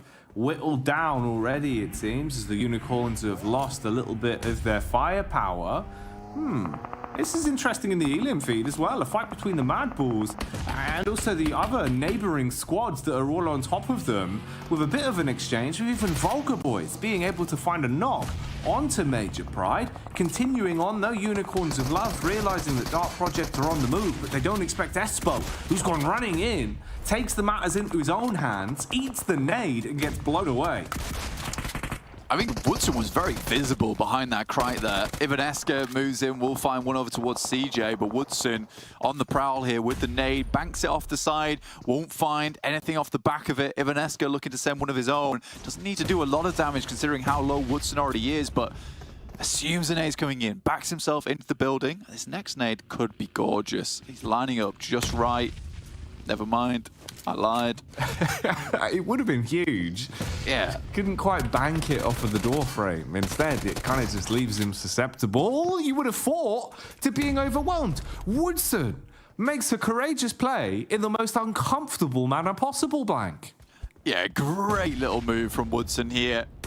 And he's had clutch moments in the past as well. He's a fantastic little player. And in the past, we've seen him on a fair few teams and always comes out big, no matter what. That molly should be the end of him, though. Nice little play there. Shockwave currently barreling their way through. The guys from No Mercy Warriors, Wagnerzada, will have to drop out and get something done. Wobbly, very low, but still finishes off the fight. And now Terminus has to send in for the hero play towards his teammates. Wobbly does get the first aid kit off, and Terminus drops out. Very low HP with the PPP zone, but it won't be enough. One last player in Aza goes for the heal. He's so close to death. And now he has to hit them with the taser. Go for a shocking couple of eliminations. Oh, trying his best with his belly on the ground, but he can't stand tall on this one. Aza shut down. There's No Mercy Warriors survive the battle on the hill, barely, even with the damage that's been inflicted onto them. Tuna close by as well, looking for a piece of the proverbial pie on this one, with Demuerte setting up inside of the compound over towards Saverni. There's been so much carnage in the past few moments that we've even lost some of our big names in terms of the squads. Major Pride were taken out as Titan were able to win out on the clash for the compound there, leaving them removed. And so we've actually really whittled our way through quite a few squads quite quickly on this one, and these fights are giving us no room to breathe either. VP still duking it out inside of the blue. You've got to find your way through not only Demuerte but potentially Vulgars as well, Blank. This is looking horrific for the rotate. Yeah, it is horrible right now for a lot of teams trying to get into the circle. And you mentioned it, the big one here, the big move was Titans taking down Major Pride, because Major Pride for them, this was such an important game. Gladiators are not playing. That big threat that is taking most of these wins, not in the lobby. Yet you go out early, allowing Gladiators to potentially extend the lead. And with how they've been playing recently, there's a likely chance that they'll be able to make that one happen. It's very terrifying. Even Mad Bulls losing one player. They were forced down towards the south side. They're still in a good spot alongside the pizza slice that comes out from the Lake of Yasnaya. This could be a game for them, but they lost a player too. So it's not ideal for these two teams trying to chase down, hunt down Gladiators who have soared past them. Makes it harder to bridge the gap on points. Not what you want here for Major Pride. Titan, though, have been having a huge game. Potentially, they've gotten too big for their boots, though, as they've been given the boot by Dagestan. Losing so much. It's only slowly that's alive, and you can see him basically on a bit of a getaway mission, just trying to breathe on out of there and create some space. Meanwhile, space is not something the Vulgar Boys will have as a commodity here, as they are right on top of Demuerte, using all of their smokes to block off line of sight, giving any kind of benefit they can find themselves with this utility. Trade back from Malloy as he'll dash the nade out and look to detonate onto them. You gotta feel so rough if you're Demuerte in a spot like this. It really does feel uncomfortable. They're not going to be able to reset from this one too easily. They're kind of having to group up as well inside of the smokes, and there's just so many nades available for Vulgar Boys. At least you find a bit of chip damage there on the Foops man, but it won't matter. Daikami looking to end it now as he wants to dissect Demuerte and guarantee the wipe on the squad. Yeah, Milky Way last alive. We'll just try and send this away. He knows he wants to get a few more points. Currently in 10th place at the moment. Just a little bit worrisome for them. They go out now. It won't be great. A lot of teams have made their way towards these compounds, and you're right, Jackie's a lot of these side angles that being the problem, but Virtus Pro, they send in. They want a bit of the action now. Elementrix with some dirty shots, and that's them out. Vulgar put down in a glorious display. You're going to be so frustrated if your Vulgar boys on that one. Thinking that you had a good grasp on it for so long that you were going to deal with the Muerte and then kind of set yourself up towards the future. Instead, it's short-lived. It's been taken away from you. Milky Way still surviving as well as he tries to hightail it. Wants to get out of here and cheese it to a better angle, using the smoke to shroud himself and keep them guessing where exactly he's gone. Has to re-smoke as well, play behind the tree and look for the full hill. Meanwhile, you can see the rotation round here from Kanina Power swooping down onto the Nameless and looking to fight them for hill control. Kanina Power looking way stronger as of recently. The muscles, they've got the pump on. Looking to hit him with the strong arm show. Mango gets a little bit too close. Palucci will eat a nade in the process. Agori send it backwards. Palucci bleeding out, and Ofhaze will have to move up towards the front side. Another nice nade goes over the top, doesn't do too much damage, and Palucci should be safe for now. Matagod just keeps sending them back, tries to push them off this position. Ofhaze extremely low. Nade over the top, does a good amount of damage, will finish off Mango. Nade after nade, Matagod dashing him out. That one's picture perfect as he will blow away Ofhaze and start to fragment what has been a stalwart squad here from Kanina Power. They've been rolling with the punches quite nicely, but that uppercut could knock them on their backs. They're starting to get pushed a bit as well. Confidence building for the Nameless. Meanwhile, they've got to deviate from the aggression, go back and play medic, get their teammate up and think about the future on this one. Think about resetting the fight and re-instigating it a little bit later on. Not particularly worth it for them, especially assaulting over towards the 3-story. It's difficult. They're going to smoke up the vehicles, hopefully get in. The Nameless aren't peeking from that top side either. Milky Way has done a fantastic job to live this long. See if we can get further into this game. Looks like he's very low, no meds available. 2 Mad Balls predictions from you and Kalaris. Maxman looking for the Alpha Resurgence. They have looked way better as of recently. Hala tries to take down Becker, can't do it. Hey man, I respect the VP pick as well. 9 elims, like they're looking good right now. Yeah, exactly. Like they are a damn good team as well, so wouldn't be surprised. They can always pop off in games like this. All they need is a little bit of faith. It's like Santa Claus. As long as you believe, VP, they can do it. Yeah, I mean, that's what I need from the chat right now. I need you all believing in VP. We need to get those believing meters going overload. The pressure spiking for Virtus Pro. I mean, on the northern edge, that's where they perform excellently well. Pushing into the circle. Becker gets up close, finally finishes off Hala. This was a dangerous move coming through from the guys. This is rough. Gets him inside the vehicle. Try and get him away. I always find that very difficult as well. You know, it's a little bit of a weird, I don't want to say line up to try and get people in the vehicle, but it certainly does feel that way sometimes. Yeah, the mechanics of it on the fly as well, especially when it's a high pressure situation. It was smooth moves, but it amounts to not much really with the re-aggression being displayed from No Mercy Warriors as they unleash a hailstorm of bullets into the back of Kanina Power. Remove them now. So, starting to thin the herd down to just 6 squads at this point. Getting closer and closer to what could potentially be one of our final bouts. VP, again, looking for the fight over the hill. Slightly fragmented with nice spacing on either side, so you can peek from both angles. You've got your back to the blue, so you don't have to worry about the flank. In a nice spot so far. Close by, it will be Tuna. With No Mercy Warriors down to the wayside. Tuna already taking trouble though as they get struck first. Titan eating nades from Tenchik as well as Alpha instigate the fight there. Yeah, you like this from Virtus Pro as well. I mean, they take Purple down on his rotate in. That leaves Tuna down to just 3 players. They wait for Purple to finally have to move across. and then they remove from there, and then they move across, because I think that they didn't want to let Tuna get back up to a full 4 squad. They want to hold this position as long as possible. 10 eliminations so far, 1,300 damage done, great conversion rate on their side, with the circle moving up towards the north as well, potentially can start to take some control. But Alpha Team, I do love their spread at the moment, and they could get a nifty little shot over towards Virtus.pro if they're not careful. Ruda, he has to be extremely careful. The nades could come through, spots a Beto, but now he's in a very dangerous location. Nades over the top. Ruda lurking for the swing as well, up towards the road. Using the vehicle as a slim bit of cover to provide him some sort of protection. Dashes the nade, peeked upon by Zero. Zero's had a great day, actually. Mechanically, he's been looking quite crisp. So he kicks off the fight versus Virtus.pro and puts the pressure on them. And now the squad is having to fight tooth and nail for this one. Hard commit onto Ruda. He's taken down. Aggression from Madness. Swings on the sideline, hits a nice shot, looks to get away. Uses the vehicle again for a bit of slapdash cover in the thick of it. Backline assault though from No Mercy Warriors as they want to get stuck into the fight now, Blank.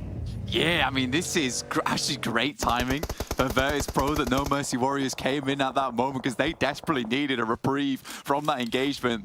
They lose a player. I think Ruda got a little bit too aggressive. And this is good timing from Alpha. They spot a lot of the engagements happening over towards that north side. They try and assault versus Pmpl. They got one of the players on their rotate outwards. They knew they had to leave from this gas station. The descent down towards the telephone towers, very difficult. If anyone can do it, it is Pmpl. Tough spot right now. The only team with 4 players still left alive currently is Alpha, holding a fairly strong position down towards this southeast edge. I'm surprised Alpha as well play the smarter game, opting to double back and not hard commit onto Pmpl. Wait for them to come out of the gas station, then look to cut their way down onto them so they don't use the utility early. Alpha backing off now. We saw the swing for Reflect. He was playing a solo, just looking to hold on the backline. Peek there from Pmpl. Exchange of chip damage, doesn't like the way it's going, bails out, so they still play as a 4. Alpha have reset, they're content with that. Pmpl have got information on both locations towards Alpha's side and No Mercy Warriors. VP have kind of been stuck in the middle of all of this as well, fighting tooth and nail versus No Mercy Warriors, who surprisingly actually are doing a pretty good job. You're only a duo, but they're just nipping at everyone's heels. They're making it uncomfortable for some of our other squads. And again, Madballs seem to be sprung on. Yeah, they're doing fantastically well to delay Virtus.pro at least. They're kind of the second team alongside with Alpha trying to take this chicken dinner away. Beck realizes that now he absolutely has to send out towards the eastern side. He's going to have to let Elementrix as well as Madness deal with the 2 players from No Mercy Warriors. A little bit difficult. Luckily, Elementrix will find at least one, but cannot confirm the elimination. He has good idea of where he is, though, and with Frozen finding 1 player in Tenshik and the split coming through in very open area, should be easy enough to confirm that, but there's still more shots coming through from No Mercy Warriors. Circle sent us up towards that northwest side, and finally, there is a knock going through to them. Wobbly on the outside edge. This should be an easy cleanup now. Mop and bucket plays from this point forward is what you're hoping you can set your focus on. But with how this fight's been going up to this point, we might have a few more surprises in store. Could be a few more twists in the tail. Beck, he's had perfect placement with the nades. Good lobbing arm on him for some of the engagements he's been able to instigate off the back of his utility usage. No Mercy Warriors, it keeps them feeling uncomfortable, so they can't commit to go for the res, meaning his teammate is now finally taken out. And Oblate just left as a solo here, effectively trapped, isolated away from anyone else. Madballs, they had to wait so long at the back of the gas station using the zone and the wall that completely blocked off the LOS to their advantage. They now dash themselves back around in the vehicle and set up close towards the inner zone. Actually, a nice rotate from Madballs then. 2 Liquor and Frozen. Ow, fucker, they take this blank. I mean, this is what they've been trying to do for ages, right? It's a lovely rotate, great map knowledge, understanding. They're just underneath this gas station. There is that dip around the tree side, and they could live this one out. And potentially, we've seen it in the past, that clutch factor coming through from the Madballs could lead them to a cheeky win. But there's players coming in, getting nice and close over towards them, but a spray from Tulika could be devastating. They're just trying to get towards nade range. You can see here Tenchik has got the nades, 5 of them total, and if he's able to get close enough, those nades over towards Mad Bulls will just ruin them. But it might be Wobbly, in fact, that takes that play. He's slithering up. Like a sneaky snake. Oh no, he's been flattened. Wasn't low enough down to the ground to avoid the bonnet of the vehicle. So Virtus Pro run him over, leave him looking like a toothpaste tube that's run out of paste. And it brings this down to our final 3 squads then. Alpha still head and shoulders above the rest. Here in the grand scheme of things, when it comes to numbers, they've got all 4 alive and kicking. VP with 3 players. And then Mad Bulls, who have had to play a bit of a crazy game here, down to just the duo. The spring onto VP has kicked off this one, though. Alpha looking to bait out the peak towards the left-hand side on Elementrix. Elementrix knows he has to get away from that position, and nades coming over the top, and getting up towards this loot crate is absolutely fantastic. No nades on side, but does get a full refresh on the gear. Good smokes too, but Mad Bulls ever a looming threat. Taking shots over towards the vehicle. Tenchik very low now, frozen. Also potentially spotted by Reflect. He takes some more shots towards him. Can he find the elimination? Won't go down. Tulika will find him though. How are they living in this spot? It's so rough. This isn't going to get any easier. Oh, mate. This is so uncomfortable for Mad Bulls.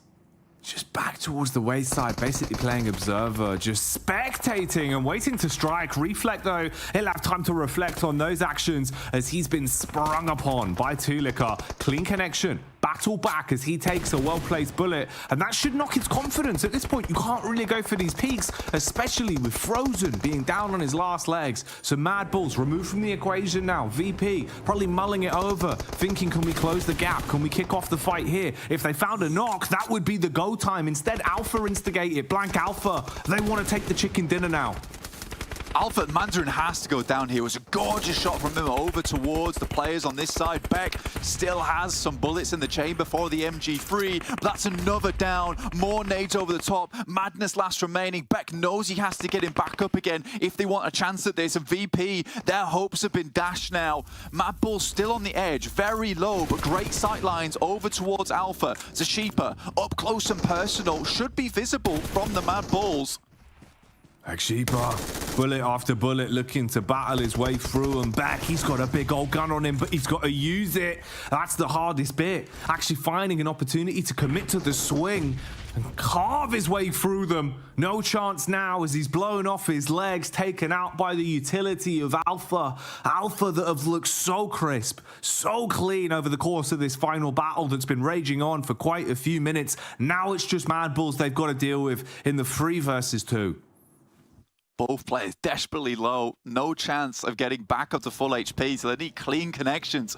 They need 2 eliminations, realistically, almost straight away to win out this engagement. Alpha with the vehicles. Tenchik could just take a wild spray. Tulik has to stand up. What a play from them. They've got the ridge side to play around with as well. Nades in the pocket. Is this going to be a win from Mad Bulls? There's absolutely no way. Oh, mate, the fact he's done it with the Bison as well. Oh, the brutality. They made you think Mad Bulls were setting up to steal the chicken dinner, but the nades will save it as Alpha, who played a blinder of a match, walk away with a chicken dinner on that one, Blank. Horribly awkward circle to play for Alpha 2. The fact that Zashipa is able to get up towards that loot crate is the game changer there for Virtus Pro. It's so tough for them to deal with him. The fact that he's got backstop as well is able to play off the back of him. If they ever get too aggressive, he can just peek off the side. That loot crate landing there actually just loses the boys on VP the game. Yeah, that's rough, man. Hey, crazy game, though. Mad Bulls keeping it interesting. Alpha looking glorious. Let's get back to the desk and talk about this one. It's a big win for Alpha, of course, shaking up the status quo of the big 3, taking all of the victories here. However, before we kind of break down the win, let's talk about what we were nerding out about for the moment there at the end, Max, because Mad Bulls, the wherewithal to know exactly where the players are and know that they just can both stand up, take out Tenchik, and then try and play that little mound that they found. That was beautiful attempt at trying to salvage that game, Max. Actually, I want to go even further back than that, Kalaris. I want to go to the point where they're leaving gas station, and we were nerding about that one too. There's like, this terrain is tough because it's very, very flat. You only got very slight amount of dips. They find the one dip next to the tree, which allows them to outlive the last 3 to 4 teams before the fight with Virtus.pro and Alpha Team. So they just knew that terrain so well because they dropped Brozok, they've played this position so many times, and then, as you said, transition to that position. When you get the knock onto Pmpl, you can play that little pile of dirt.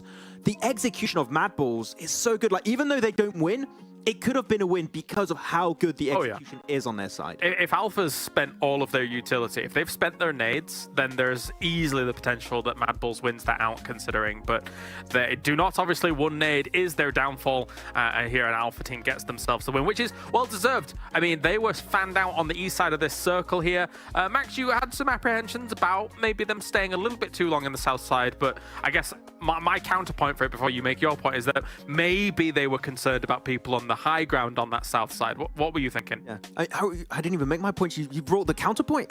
May as well get in there.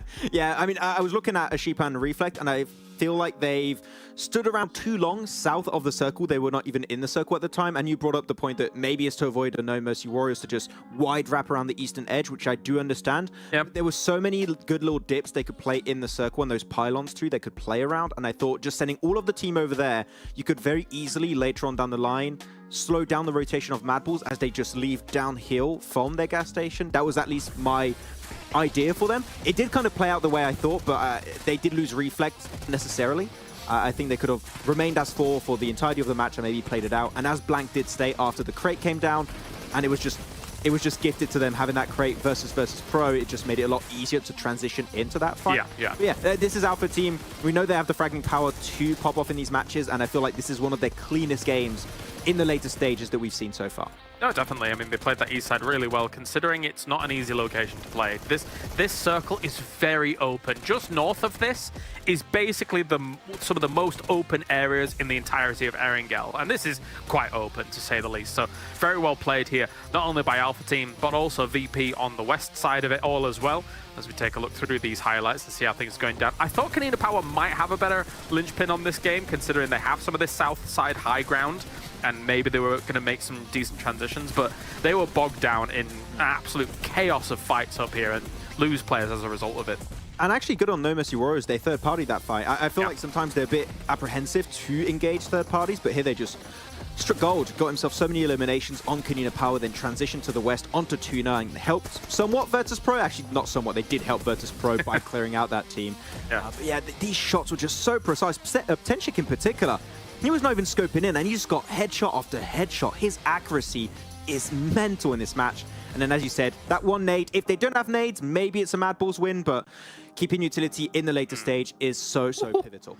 Lamentrix putting in numbers as well here, but I will say, and we really do need to highlight him, Mandarin, over these past couple of games, Max, has looked really good for Alpha Team, really putting in a shift. If he continues like this, he's going to be my MVP prediction of the day. Like, he's popped off twice in a row so far, and we've talked about this player so much, how impactful he was back in Sly in spring, and he's still impactful today. It took some time to get back to those glory days, it seems, in this second phase, but he's back at that point now. And now with the chicken dinner, maybe there's going to be a little bit of momentum to follow suit. Maybe. Let's take a look at those overalls. Let's slip on in there and see what's going on, as we've got ourselves, once again, the tie is back.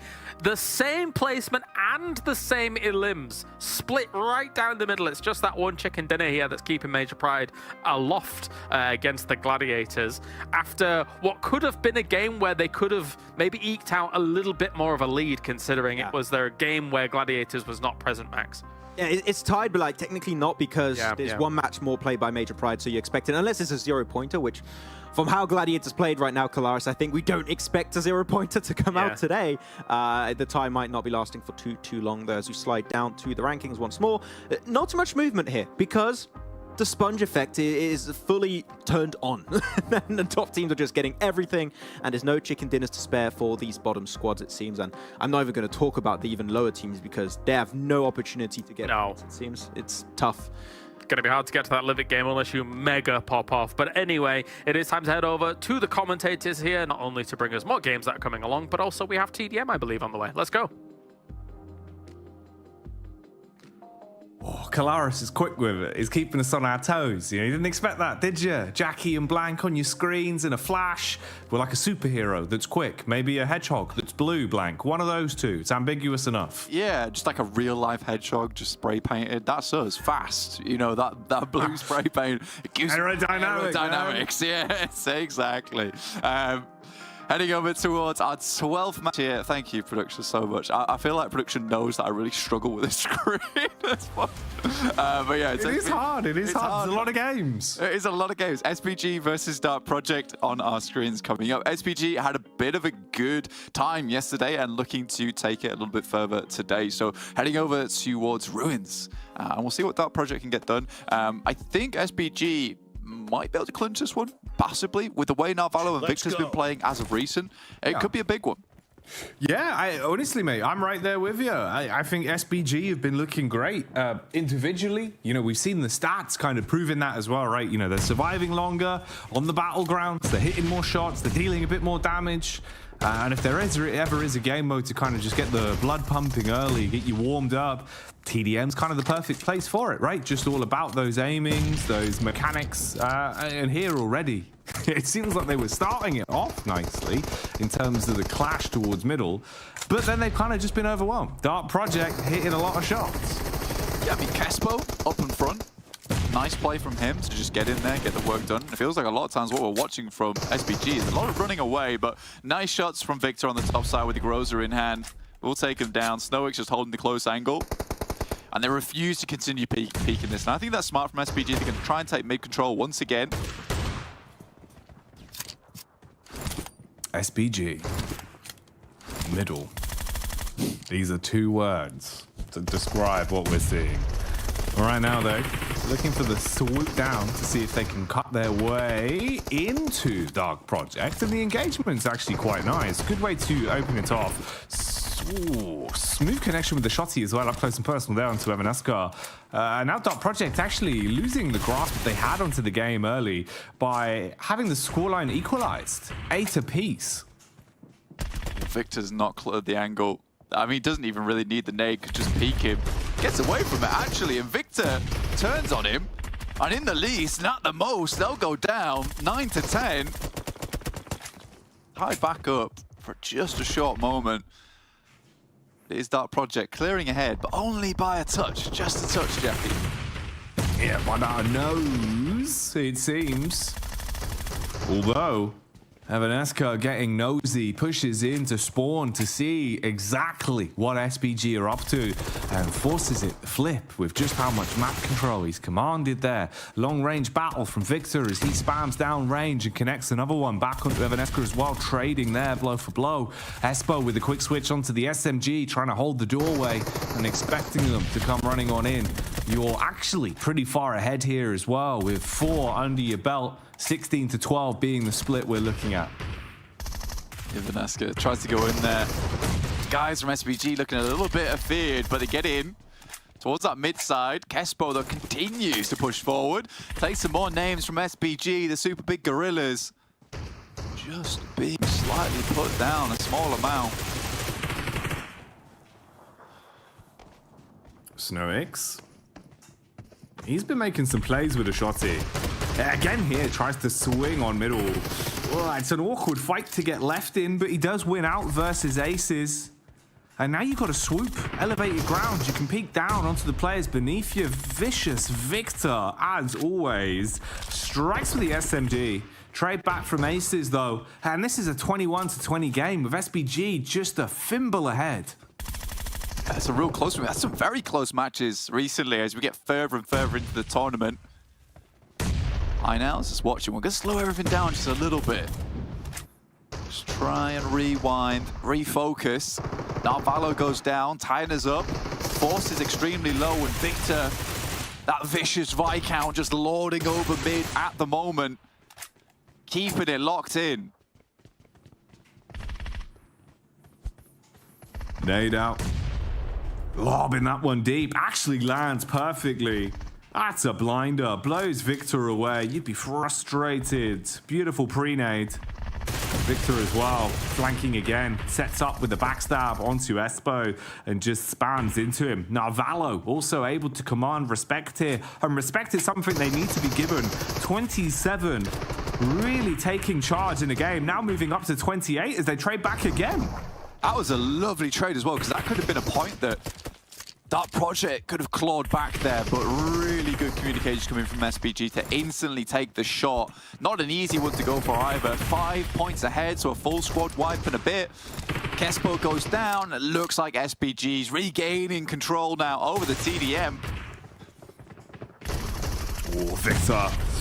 It's a rough off angle, man, but supported by Snowix, the nade absolutely annihilates. Victor tries to play around it as well, and they're just grabbing everything they could. 1.35.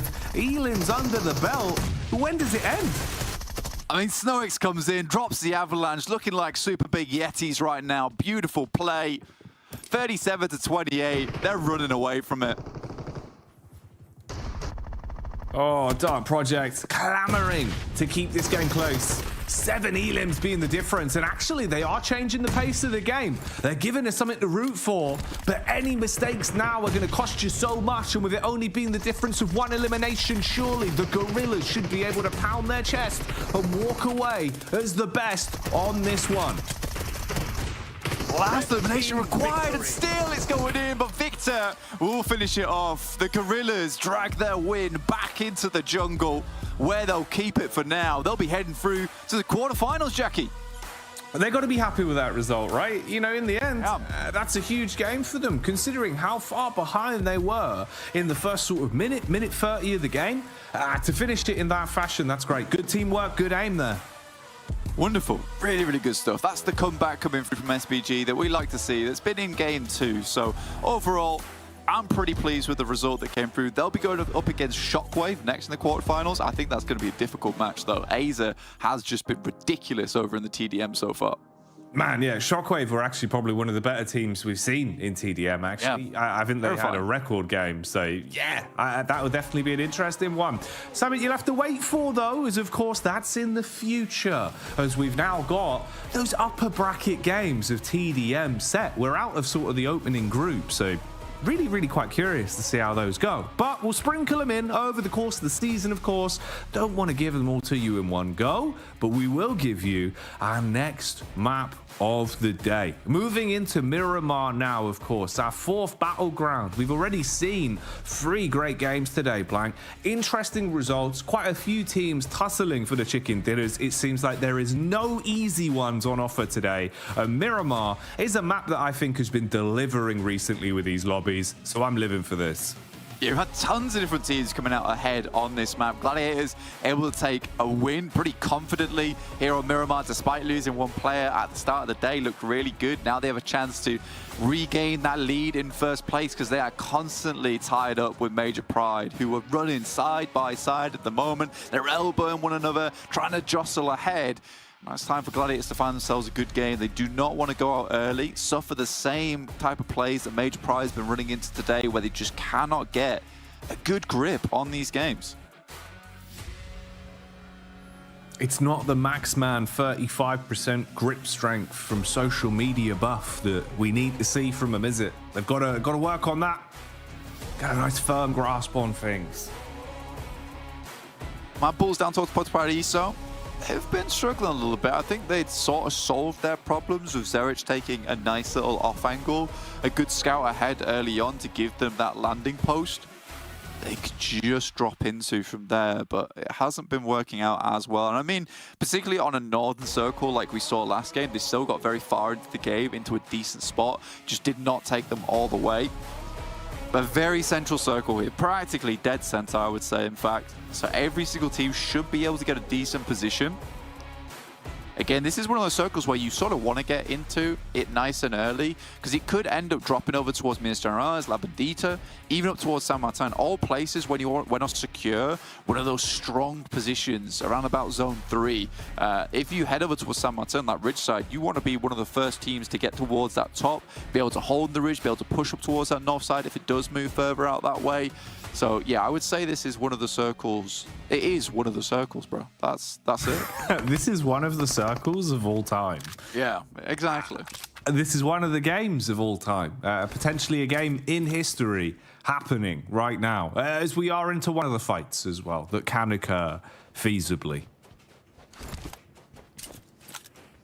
And Shockwave, bud, probably unlucky to be on the receiving end of this quite early. VP, they've had some good Miramars in the past. You'd like to see them have legs on this one and give us a bit of longevity with it. They're committing to the push, though, trying to close the gap after wounding Shockwave early. Kind of left themselves susceptible to some of the peaks, and now they're really so fragmented. VP might be biting the bullet and not in the manner they would want to. Aza almost gets hit by the Widdy there. Luckily gets out the way nice and quickly.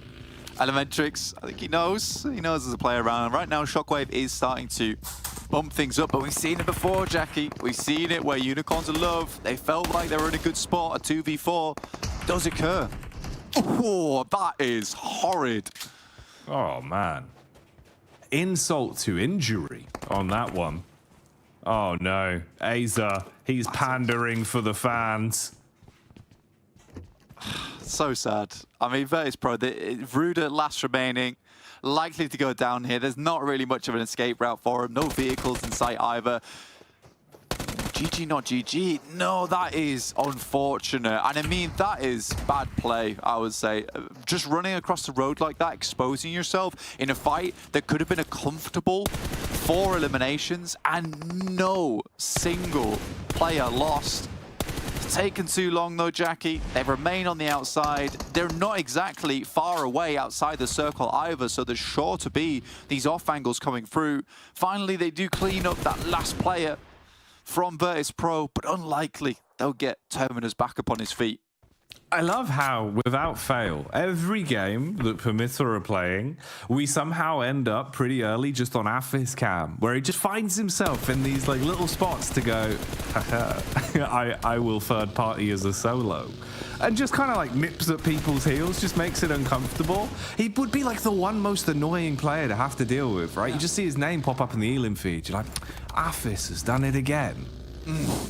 It's so horrid. I mean, to be fair, he's that type of guy that just turns up to the party uninvited, doesn't bring any mates with him. You don't know why he's there, but right. He's ruined everything, you know? He's just tossing plates all over the floor. You're like, what are you doing? That's my prize china. Yeah, come on, that's been in the family for years. He's like, oh yeah, well, it looks better on the floor. You're like, Aphis, come on, bud. Walks out the door, throws the peace signs, he's gone. Oh, he's out of there. Do you know, smashed everything, ruined Nan's countless china plates that have been in the family for generations, and he's stolen all of the mixer on the way out. So now everyone's thirsty, and there's nothing you can do. It is disgraceful behaviour coming through from Athis, but he makes it look good doing it. Will pick himself a couple of eliminations in the process as well. Dark Project on your screens in LPOD, so rough day for them. Even losing the TDM versus SPG, not able to get too much done here. Yeah, Dark Project. Probably feeling that they got some dark clouds looming over the top of them right now. It's been a bit of a grim day. Which is a shame. You know, at times we see the odd moments of greatness from Dark Project, but I suppose that kind of is the point right there, right? They're just moments. They kind of need to be able to string them together a lot more. Consistency being so key towards being successful in PUBG Mobile, especially with how competitive our lobbies have gotten here in Pmpl EU over the course of this season. So yeah, a bit of a rough one for him not being able to keep up the pace. Yeah. Oh, they've sprinkled in the pan again as well. Aza, he'll be laughing about that one all the way to the bank. I mean, it's so curious to me as well, because you actually saw that initial shot over towards Beck from Shockwave, and it's as he's running across the road, he gets sprayed down. GG, not GG, then decides that what would be a great idea? We just make the exact same play as Beck. So I think once you can see an example of something going wrong and then you follow suit on it going wrong, I don't think there's much excuse in that scenario. So Shockwave just have to send it in towards Hacienda del Patron. But you're right, the fleeting moments from Dark Project, they are there, but they're certainly fleeting. They're just gone so quickly, and we're just back to watching them really do not too much in these games. SPG, though, find themselves a nice central position over towards San Martin, near their initial drop spot. Take down one of the players from Pmpl. I think that was Athis, so yeah, he's left the party. He's done the deed. The bouncers grabbed him. Yeah. Yeah, come running out furious. You've broken the plates! Our fist just goes, yeah, see ya. Disconnects. Oh, man. That's good. That's good banter. I enjoy that. More storylines about Aphis to come, the more shows me and Blank do together. We'll keep you updated with all the antics this man gets up to, as he is a bit of a character. Tons of big name characters still alive and kicking though in this one. We got Titan on screens here. Titan, I mean, no strangers to playing the aggressive game again today, which I've been living for. Their pace has kind of been, you know, really, really aggro or a bit too slow for our liking. They've been going back to their old play somewhat, at least in terms of the spacing, with Old Boy when he's being fielded, kind of looking to take a few more of those aggressive peaks. Playing around with the roster a little bit today, though, was the curious one that we were talking about. So I don't know what's going on with Titan. It feels like they're really hard to read, like a book that's just way too hard to understand. Yeah, they've got the real House of Leaves vibe to them, which no one will understand that reference. But if you do, you know, respect to you, but you're also mad for reading that book in the first place.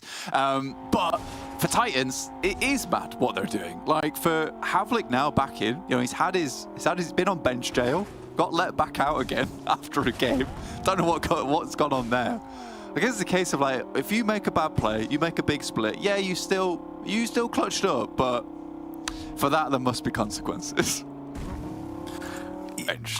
Yeah, I don't know. I don't know what the play was, because they went off the back of having like a huge fragging game as well, where like everyone's getting elims, they're looking pretty damn crisp, and then they were just like, no, Bonk, you must go to the bench jail.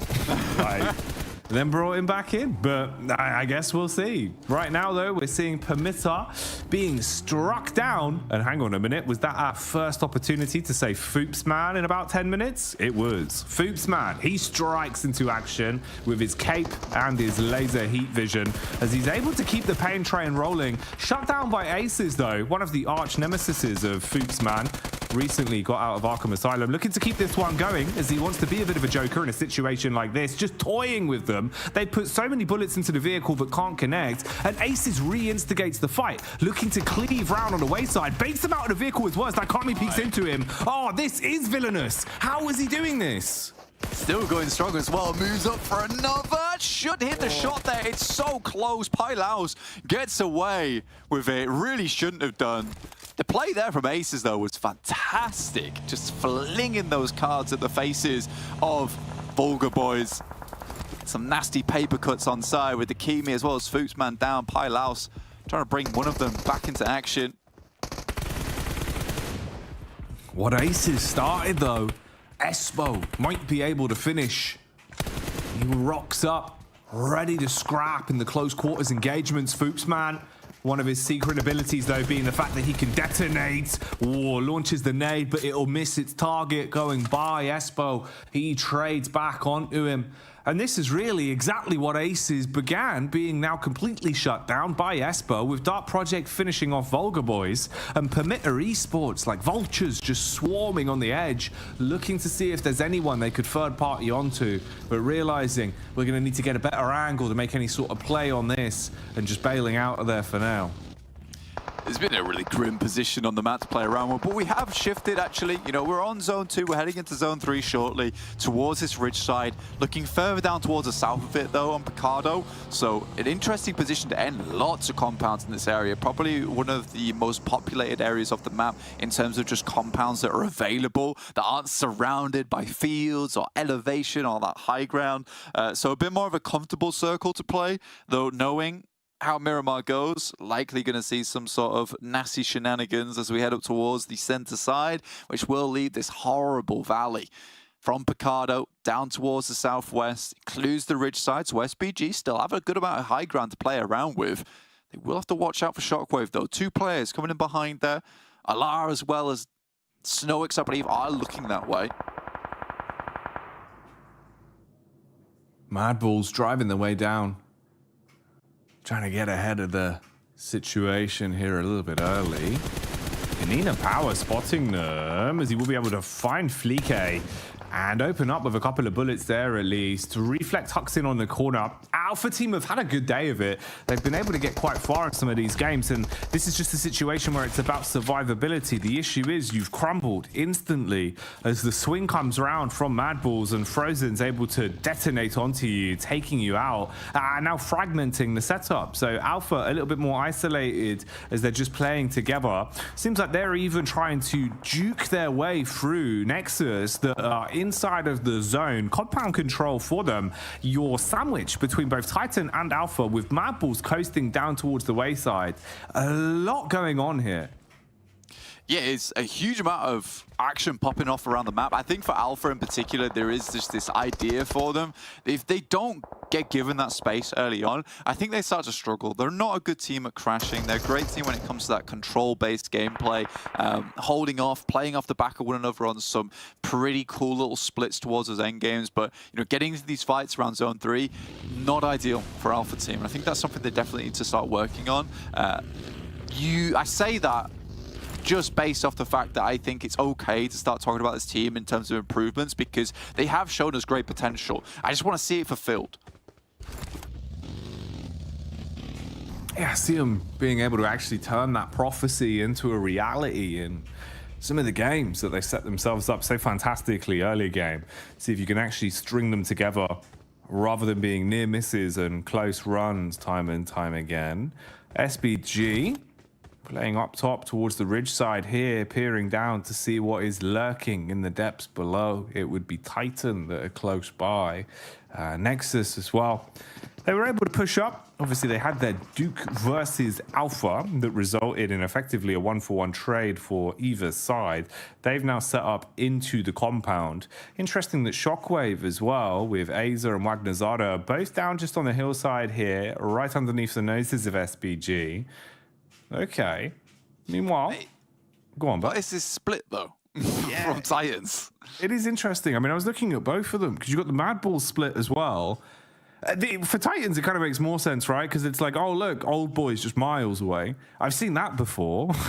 Yeah. I mean, for Mad Balls, it kind of makes sense. You don't want to be down towards the ditch in the center, right? You want to take this 2-2 split, start controlling these push-ups over towards the east and the west side. For Titans, I think it's completely reasonable when you get to Zone 4, just try and hunker down in one spot of Picardo, try and hold that out. I mean, even just doing what we've seen from Gladiators over on the last Miramar, just gamble on the eastern side. Try and hold that down, have one player just occasionally watching out there. I don't think Old Boy needs to watch the run out coming down from Picardo. What are you going to do if that happens, right? What is the game plan? Oh, they run down from the top of Picardo. You're likely not going to be able to take that 1v3. But this is the problem. Old Boy thinks he can.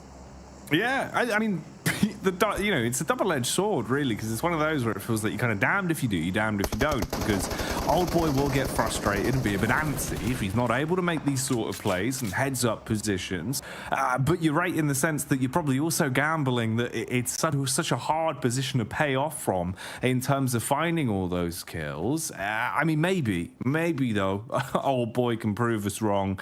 He does like those aggressive spots. We've seen him doing crazier things before. Gladiators on screen here, though, as well, as the pressure's starting to rise a bit. You're being pushed from Pmpl that are starting to sneak their way up and look for an angle. Tixi, he's got contact. Looked like he had realized the game there. Tried to turn around and look for the fight, but takes so much damage early. So Pmpl strike onto one man and look to commit, swooping onto Gladiators off of the one knock. Yeah, I hate this spot that Gladiators play. I understand why it's good, because you have that high ground, you can get some pickoffs, find some cheeky areas on the map that look a little bit weakened and then move over towards them. But it is quite easy to get behind them, start taking shots down towards them. It's also quite difficult to get off the top of unless you have a very direct path into the circle after you get those picks. So again, I personally hate it, but I know why it is good. It's the story of a lot of the game-winning plays that we've been seeing over the past few days. Sometimes it just feels like it doesn't make sense. It's a bit rambunctious, it's a bit wild, but if it works, I hate that it works. Yeah, exactly. Sort of unfortunate. I think right now they are starting to get away from Pmpl Esports, but that's given a lot of time for No Mercy Warriors down towards that south side to regroup and reassess the scenario that's in front of them, right? And I think that is quite a big difficulty, even giving time now for the Nameless to move down. At this point, you are going to start to see why this spot starts to become so uncomfortable towards these later stages of the game, is you get crunched from the east and the west side, getting off this hillside whilst getting shot at from behind, and then also from the players underneath playing in these compounds. Disgusting. And they don't want to leave this position, because what if there is a northwest shift? Then you play off the back of that. But No Mercy Warriors, like I was saying, they've reset. They find a shot over towards one of the players from Gladiators in Matic. Hard to get him back up now. Yeah, probably not the dream. It makes it an awful lot harder, right? And it's also the fact that Matic's been so sick with it recently. He's been earning his keep. He's been handy with the steal. He's at least going to be able to stay alive, it seems. So get him on the move here. So 3 players is all you've got for Gladiators. The triple threat that have been eating bullets time and time again on their grand expedition down the hillside to get to some sort of angle to play around. Zerich also opens up as he'll deliver a punch straight onto Alpha, and you can see with the positioning, the body language showing you that Mad Balls now are opting to aggress onto this. They want to clear out Alpha and know that this is their domain, give themselves some map geometry to play with and take compound control. Mandarin lurking towards the back. He's kind of the final line of defense for Alpha. He's being burnt and bodied as Zerich, the one-man army, just cleans house. Really good stuff there. I mean, again, it's so hard to fight off against these players sometimes. They are just really slick with it.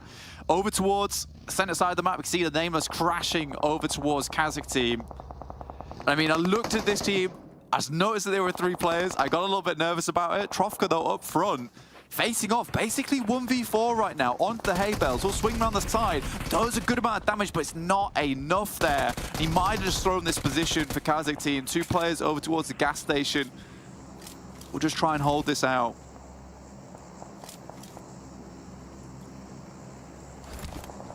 Kazakh team.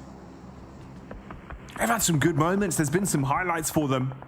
Individually, 2 players that have really been taking no prisoners are both English and Trofka.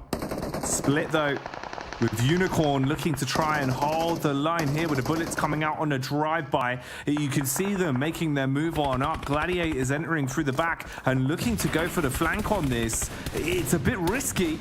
You see the engagement as well for Dark Project falling in favor of them. Meanwhile, No Mercy Warriors get to peek out onto Gladiators. It's all got a bit topsy-turvy for them. They bought so much time in terms of the slow rotate just to isolate themselves and kind of fluff their lines, giving one man's play away, making Meku basically just be a bit of a sacrifice here. So far down on his lonesome with just some smokes shrouding his location and all of the other squads fighting on top of each other. I mean, it's sort of a miracle that Gladiators even get this far towards his position with 3 players. Like, that send from the hillside is incredibly difficult, as I was talking about earlier. We've got the Tuna pick coming through from Maxman. Kanina Power over towards his south side for Kalaris. And you understand it, right? Potentially there's a good push that they can make over towards that northern edge. Mad Balls feeling a little bit weakened, losing one of those players. But it always scares me when Maxman throws out a wild card pick like this in the predictions, because he has been really clean with it. And now I start to feel nervous about my pick. Max knows. Max always has some kind of understanding about why these teams are going to go off. And Tuna, will they be able to deliver for us here and prove Max right with the maneuvers? He's got faith in them, so that should give you an inkling into believing. Maybe there's more to be said for this one.